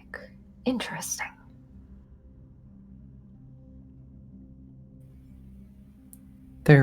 It's going to be tonight. I know that feeling in the air. Where it's not, it's about to break. Do you wish to save him? The boy? He's a kid. He's fucked up, but he's a kid. Well, it seems we have our work cut out for us, then. Not first of which is going to be convincing him that he's not invincible. If we can, I don't know much about his wife, but we should get her too. In the kind of mood they're in, I don't trust them to make discretions between players and pawns. Kiva's listening to this, but she doesn't want to say anything to give up her invisibility, but she is going to put a hand on Earthrendir and just whisper to him, "You don't owe these people your life." He doesn't look at her, but he just says, "I know. But I owe them enough to try. They didn't ask for this." We know that the boy Victor would probably wish to be away from his father. We do not know anything about the burgomaster's wife. We do not know if she might betray us to him. I'm not saying we take them along on our merry little quest, but get them out of town. Kresk will take them in. And Victor is well in capable. I think so. If they're smart enough to not let on why they're there, and, they took in Ismark and Irina. Odds are they'd take, although after what they've just been through. I don't know. But that's their decision ultimately. Ours is to mine and is to try and make sure they have a shot. Any of you who would like to help, I would appreciate it very, very much. If Victor is as powerful as you say, perhaps all that is needed is to send a message to him telling him he needs to leave. Perhaps he can take care of the rest on his own. He's a stubborn bugger. He's going to need... I think I'm going to need to talk to him in person. Very well. In first, though, yes? In first. But I don't think we should stay here tonight. Wolves may be bad. Full-bore revolutions are worse. But if we don't at least stay at the end, something could happen to the Markovs. Fuck. So look, Fine. you and Lillison will go to get the boy, and I can stay at the inn and help the Markovs, maybe with Metreon and Amity, or whoever can split up, but I do think we owe the Markovs help in protecting them if there is going to be a fight tonight. Of course. Yeah, no, definitely. Take care of them. I trust y'all. And Dress first. Yes. I don't know if they're going to be much in the mood for making dresses right now. I don't know if there's going to be a dressmaker shop after tonight.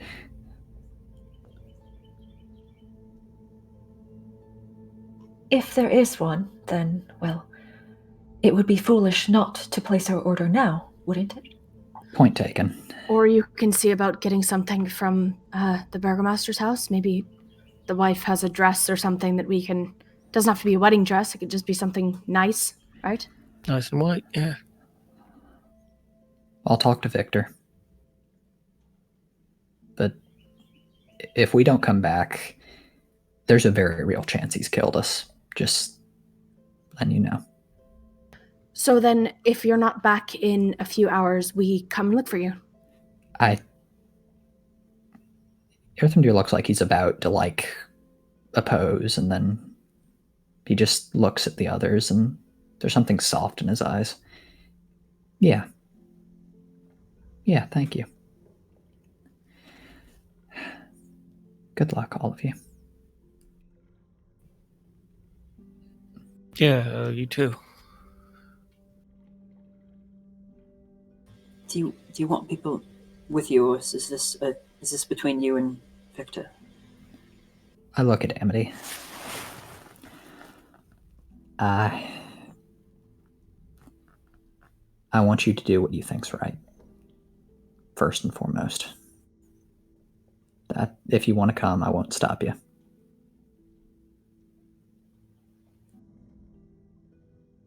If you come, you might hear me saying things which are patently untrue, just so you know.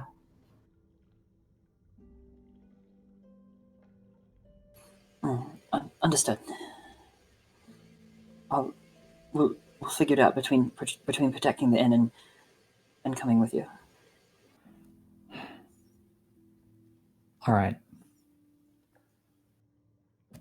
Let's go. Okay, so Earthendeer and Lillison are heading to the burgomaster's mansion while the others head to the inn. No, we're all going to the inn first. Oh, you're all going Yeah. to the inn. Okay, very good. All right. With that, together you set off once more through town, passing along the central road and heading eastward. And as you leave the crowd behind, you see coming into view the familiar silhouette. Now the exterior is slightly surrounded by mist. The Church of St. Andrew. The wagon rolls by, the wheels creaking slightly in the muddy gravel road. But as you do, Metreon, as you glance over the path that winds toward the entrance, you swear you can see red stains in the earth. Metreon grabs at the holy symbol that he has, that he took from Lucian, and kind of presses it to his chest, and kind of shudders as he sees the church and looks away. Esmeralda notices you looking there and then frowns. That looks flesh. She shakes her head and turns back to the horses. Perhaps it is best if we get out of here sooner than later. Yeah. Leaving the church behind, the crowd vanishes in the distance, and before long, you find yourselves coming to the central crossroads of the town. Here, there seems to be somewhat more activity, but the streets and alleys themselves are still largely deserted, though you can see across the street from the inn, you can see another crowd gathered. This one slightly larger than the other, perhaps 14, 15 Valachians, this time surrounding a set of crates that have set up a small platform upon which another brown-robed figure, a woman, stands, flanked by 3 Valachians wearing scimitars at their sides. As you pass, you hear similar rhetoric echoing through the road, and many of the Valachians with grim, fearful faces, looks on their faces, listening raptly as the speaker continues. Lillison, one thing that you note as you make your way past is you do recognize one of the buildings a few storefronts down from this crowd, and on the opposite side of the road from the Blue Water Inn, you see the sign Moldovar and Daughters. And you recognize that as the dressmaker's shop that you saw on your previous visits. Well, I seem to have gotten the name mostly right. Kiva. Oh, sorry, Kiva. Yes. She kind of like nods towards the sign. Are there like dresses in the windows that we can see? From what you can see, there does appear to be one dress in the window. It's mostly kind of plain, just a simple brown fabric, but there's some nicer patterning on it. So it does appear to be a dressmaker's shop. How much do you think a dress like that would cost? Oh God, I'm terrible at this sort of thing. My dress was stolen, so we didn't have to pay anything for it. But I mean, in a place like this, knowing what that guy was charging in the village, I would say probably 20 gold minimum, right? Perhaps. I don't know. I wasn't the one paying for most of my clothing, so it's do you think that something like that could be fancied up with some more lace and beads and things like that? Oh, absolutely. I mean, I'm not any good with sewing at all, but I know you have Arthur who can do that mending thing, and you can sew, so I think if we were to get something like that, we could make it nice enough for the abbot. Of course, probably not in brown. She's willing to like just talk about clothes with Kiva for however long. Oh, Kiva's fully into this. Yeah, they'll have a whole conversation about like fit and cut and a hemline and the waist. Do we want a trumpet skirt or a mermaid with like a sweetheart top? How puffy do you want the shoulders? All puff. If it's a wedding dress, it's just all puff in the shoulders. Fantastic. Some puff with like Giant a mermaid puff. and a moderate train. All right, well, you're standing in the intersection close to the Blue Water Inn. There's the crowd to the south of you, and a few storefronts away, you do see the shop. What would you all like to do? Are you heading into the inn? Yes. Yeah. At least I am. Okay. Yeah, let's do it. I will. I'll wait a little bit with Esmeralda if she needs help parking her wagon, though. All right, Esmeralda pulls it up onto You the side dog. and just kind of pats the horses and leaves them there for a moment. She says, I'll stay here for now. If you want to head in, I just want to keep an eye on this. But I'll be back out here. Oh yeah, that makes sense. We'll just come inside if things get too hairy. All right. Of course, I'll let you know, and if anything happens in there, then you know where to find me. All right. And kind of nod his head and follow the others. All right. Together, you make your way through the door of the Blue Water Inn and into the familiar space of the tap room. You see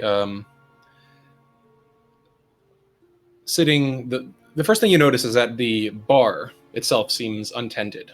The tap, no one there for a moment. But as the door enters, or as the door opens, you hear the chiming of a soft bell, and Erwin Mordikoff steps out from the kitchen. He blinks as he looks out over you. And just to confirm, all of the invisible people are still invisible, and the disguised people are still disguised, right? Yes. All right. He looks out over you and says, good day. Please, if you'd like to have a seat, my wife and I will be with you shortly. I'd say that Metron is in his same disguise, so he would probably recognize his attire and his face paint. That's fair, but from looking over, are you in your Metron disguise, or are you in just another disguise? Yeah, I'm in my Metron disguise. He only has Gotcha. the one. Okay. As he says that, Erwin just kind of nods to himself and turns away, and then does a double take. Wait, I know one of you. Yeah, you do. You know all of us, but hey, can we come inside? Yeah. He glances toward the door. Yes, of course. Come on in. He glances toward a cloaked figure sitting at the side. Kobold, if you wouldn't mind shutting the shutters. You see a man sitting at one of the tables by himself, wearing a simple gray cloak. He nods and stands up and begins going around to close the shutters. And don't mind if you hear some extra footsteps. Some of us just can't be seen right now. Of course. Intriguing. Well, Danica will be glad to know that you're safe. I must say I'm surprised to see you return so promptly, though. Given the shifting of Lucky these days, I suppose I shouldn't be so shocked. Please, have a seat. What brings you back to the Blue Water? Well, we was just passing through, and we needed a place to crash it tonight. And also wanted to make sure that you're safe, doing well. Everything's on the up and up here. Good. Yes, well, we're doing as best as we can. Though the town itself, things have fallen a bit into disarray since you've gone. We had noticed, and we would love to hear more about what has happened here. I would not trust any intelligencer here other than you. Oh, well, thank you for the kind words. By the voice, I presume Lillison. Well, the attack on the church, you are all well aware of it. Sadly, yes. Indeed. As I'm sure you might also be well aware, purportedly the beasts that staged the attack were not found and dispatched that night, and by all accounts they've still not been found, nor have they been directly sighted. Many of the townsfolk have feared going out into the streets even in the daytime. There are those that have begun wondering how they came into the town, past our walls, past our gates. There are whisperings of traitors and spies. There are those that fear that if vampires could enter, why not wolves, for instance? In some cases, there has been a bit of a religious revival, some wondering if the Morning Lord or Mother Night are punishing us. Though, in general, I think something that all have agreed upon is a wide berth given to the church itself, and not least because of the attack. The last I've heard of anyone being there was when the Baroness oversaw the good father's burial. No one's been there since, though twice in the past 2 nights. Those have been found a corpse well drained of its fluids, its blood entirely gone on the path to the church. I hear one young man was even found on the stairs to the sanctuary. No one's seen the groundskeeper in 2 days, and, well, poor altar boy, he's been taken care of. But as for the worshippers, folks have begun to worry that the vampires may be returning to it. But myself, I cannot say. It's a troubling time for all of us. And that's not least to say of, well, what things have turned into. Oh, I'm sorry to hear it. What have things turned into? Well, fear and despair are one thing, but since the speakers took to the streets, there was 1 or 2 at first, but yesterday they were out in full force. I've heard of half a dozen, if not more. They've been channeling that fear. Folks have begun to discuss blame rather than defenses, talk of traitors, and beyond that of transgressions, of sins, not of the folk, but of their leaders. There's been familiar rhetoric heard from unfamiliar mouths. Some have claimed that they would... Well, they've invoked the name of Berez. There's a village to the south. According to legend, they incurred the wrath of the devil himself. Other of the speakers have, echoed a certain noble house's rhetoric. Discussion of, a preference for the devil over a madman. And that fear has been well channeled into rage. Many of our neighbors throughout the town have begun to blame the burgomaster. I do not know if it shall spill over or when, but that fire has been simmering below the surface, and as the speakers increase and as their message spreads, I fear that those embers shall smolder into an inferno. When it strikes, I cannot say, but, will you be safe? At this point, you hear the last shutter closing. The man nods to Erwin. Well, I feel that we should be all right. We're not in any means associated with any of the parties involved with this. And we have our friends, Kobold is among them. The man nods and takes a seat again at the table. It is not for us that I'm afraid, but those that innocents, or even not so innocent, that might be harmed in the course of this. The Baron does not always choose his policies wisely, but I personally have no belief that he knowingly caused this to happen. But even if I were to believe that my words could change anything, I fear that the rage of the townsfolk has grown beyond my ability to influence, let alone control. Yeah, I'm an innkeeper, not a politician. How soon do you think? I'm guessing, but you know this town.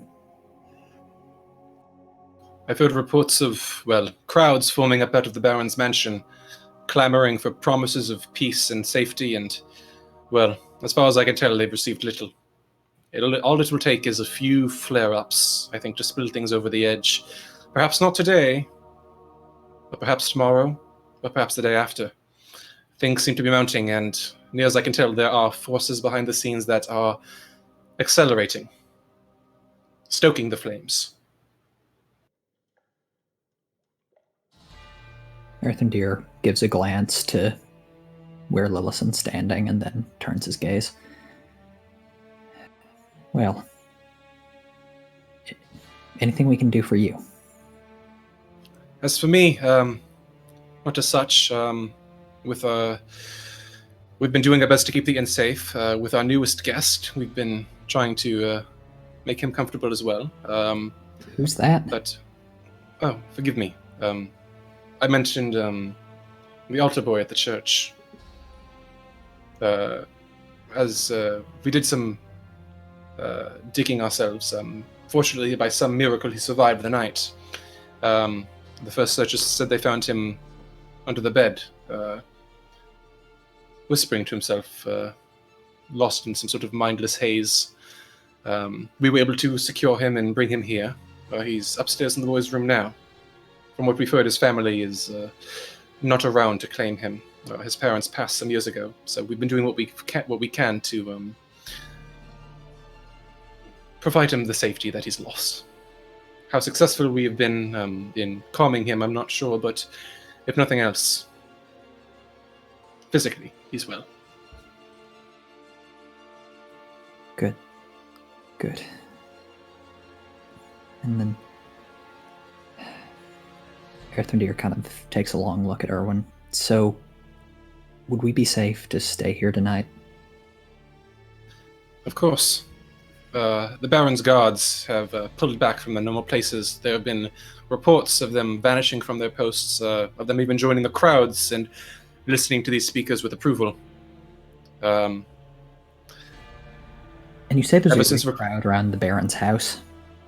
Well, they come and go, but yesterday there was a crowd of some sorts, and from what I've heard so far today, it seems to have grown larger. They've been demanding guarantees of safety, and, well, Isaac Strahd was a beast and a monster, but he represented the Baron's strength, if nothing else. Without that strength, the guards are splintering, loyalties are up in the air, and the townsfolk, well, if the Baron can't hurt them, he certainly can't keep them safe either.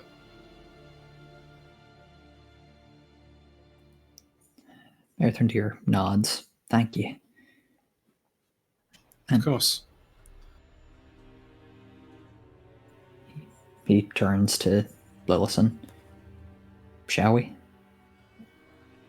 Yes, I think that we may need some more invisibility for this, perhaps. Probably. And then he turns to Amity. What? His voice is very low. What are you thinking? I can turn you both invisible. If that's what you want. That would help a lot. Amity nods. Thank you. Should I come along? I don't know. I mean, it seems like Victor's the most powerful, and it's more about him. Unless you're particularly stealthy, it might be best if it was Lilson and I for this one. Amity nods. All right. And she will go ahead and upcast invisibility on y'all. Amity's no longer invisible now.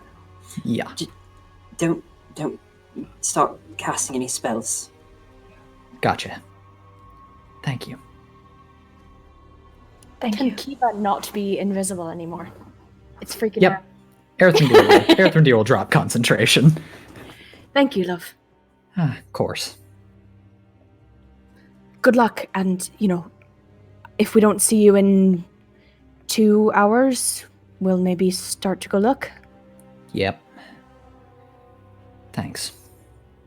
Well then. Same. If anything goes bad, we'll have a dress. Excellent. All right. Yeah, I guess Earthrendir will head out to the Baron's mansion. Wait, no. Amity's gonna give him a goodbye kiss. Now we can leave. Oh. There is a loud thunk as something invisible hits the floor. And then just like a scrabbling. Wow, you have a remarkably good aim. I didn't. You dropped your one there. Did I actually? Even with the invisibility, this is still the most awkward thing I've ever seen in my life. You said that you could even see the invisibility. All right. Anyway, bye. Bye. There's a fleeting phantom kiss on her cheek, and then he's gone.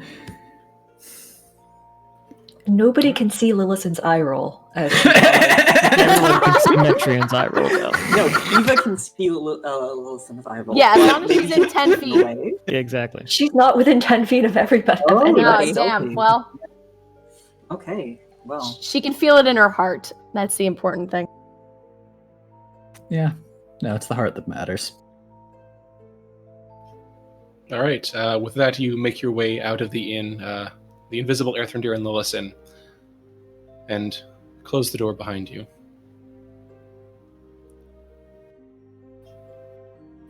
Amity, may I treat that goodbye kiss as bardic inspiration? You know what? Hell yeah. Thank you. Bards dating bards. Just inspiring each other. Every kiss is inspiration. Beautiful. Every kiss begins with B.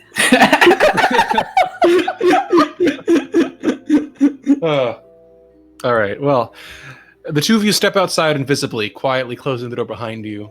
You see Esmeralda leaning outside by the wagon, occasionally stroking the horses. And as you approach, you hear her say softly, "So, I presume some of you are heading out?" We're gonna try and get the Baron's son to see sense. Right. How confident are you that you can get inside? Depends. Lillison, you can... You're pretty good at picking locks, right? I have some skill. I do not know whether that should be our only plan, though. Yeah, if you have something else to offer, Ez, I'm all ears. Well, if you are looking for a way to see who is inside and where they are, I believe I could offer my services. I have access to the spells that might help.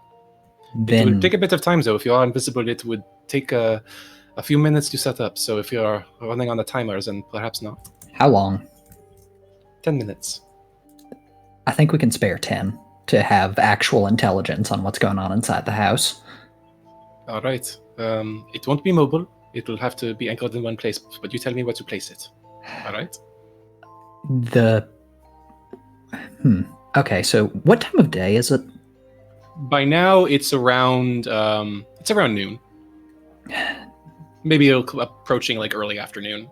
There's a workroom on the upper floor near the attic. There's a window leading out to it. It's where Victor holes up. If you can put in there, then... Of course. That should be easy enough. Let's, if you don't mind, I'll pop in for a moment and it confirms that someone can keep an eye on my wagon, and then we'll head off. Thank you.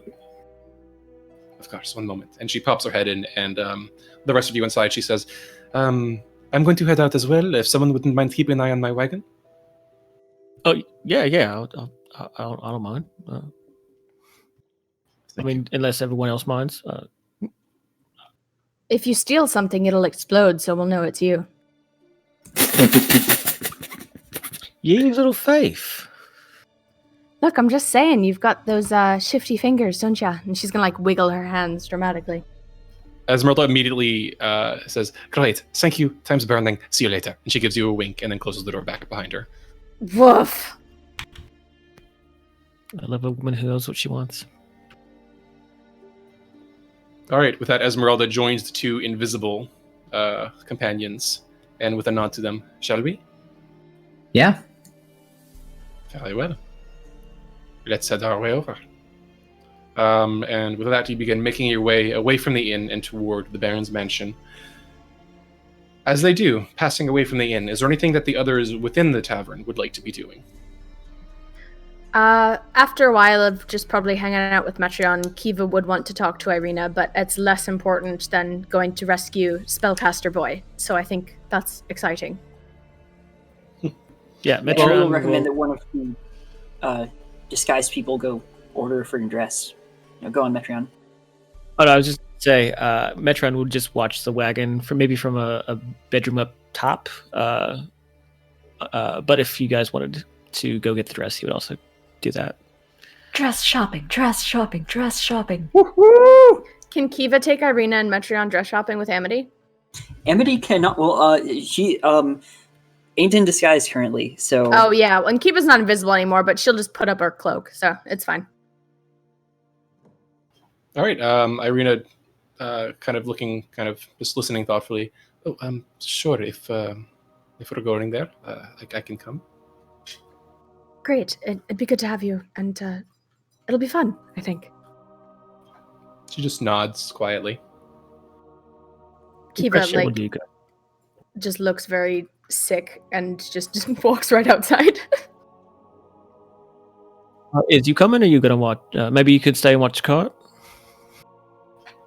Ismark looks at the cart for a second and says, "If Irina's going, if I could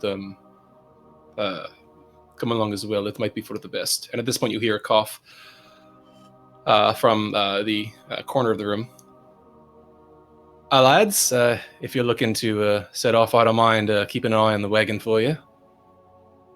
A man named Cobalt offers a small wave and a smile. I don't trust him. I would like to. It will explode if you try to steal anything, so it's your funeral, I guess, man. Right, mate. I'll keep an eye on it. I'll try not to blow myself up. I mean, deal. I want to try insight. Yeah, Make an insight check. That is a 9. Ooh, rolling great tonight, guys. Kiva rolled a 6, so not much better. Tough to read. Seems forthright as far as you can tell. Well, I mean, I know we can trust Az and her ability to rig explosives, so like you said, if we come back and the Blue Water Inn's on fire, then we know he tried to steal something. Yeah, and he'll be dead, so there you go. Thanks for looking out for us. Right, and Will, I guarantee you won't have anything to worry about. I'll take care of it. Erwin chuckles. Kobol's reliable, quite. I'm sure that you won't have any issues if he's keeping an eye on things. DM. I was gonna, yeah. Do I recognize that voice? I was gonna say, is this our buddy? Make a wisdom check. Ooh. 11. 11. What the fuck? We got a 6 and a 9 for insight and both 11s for wisdom. The voice sounds slightly familiar, but you're not sure from where. You could have heard him in the Does tap room at some point. he appear to recognize us? He seemed friendly enough. Okay. Is he our fated ally? This giant fucking raven is our favorite ally. I'd love it. Metron pauses a bit, thinking he knows that voice from somewhere, but just can't place it, and then starts to walk out with the others. Shopping trip. And as Would on the that- way out, Metron goes to Kiva. It's such a accent. I swear I've heard it before, but not. I know, I can't think of where we would have met the guy, though. Oh, I haven't seen him before in my life. I mean, maybe he was at the winery? No, maybe. The pastel goth gang just trying desperately to remember their own lives. Right? Also, before she left, Lillison would have handed one of you Vasilka's measurements. Ooh, okay, cool. We're gonna do this right. Get her a fitted dress. I mean, we could just fit it to Irina. Boo! But also, I mean, if All right. the dress fits the flesh golem, right? yeah, exactly. I'm sure And if the so, dress yep. doesn't fit, the abbot could just replace parts of the flesh. There we go. That's it. That's what I Oh, like. God. All right. On that note, as Erthrendir, Lilison, and Esmeralda make their way partially invisibly down the streets toward the Baron's manor, the others among you carve off from the inn and begin making your way toward the dressmaker's shop, Moldavar and Daughters. And that is where we will end our session for today. Ooh. Leaving on the shopping cliffhanger, Yeah, I that's- see. That's Yeah. that's the most terrifying cliffhanger. What are the prices? What'll be on sale? Exactly. Do they have the right kind of fabric? Is it taffeta or is it just charmeuse? I'd love a silk charmeuse wedding dress, though. Clings to the body, you know.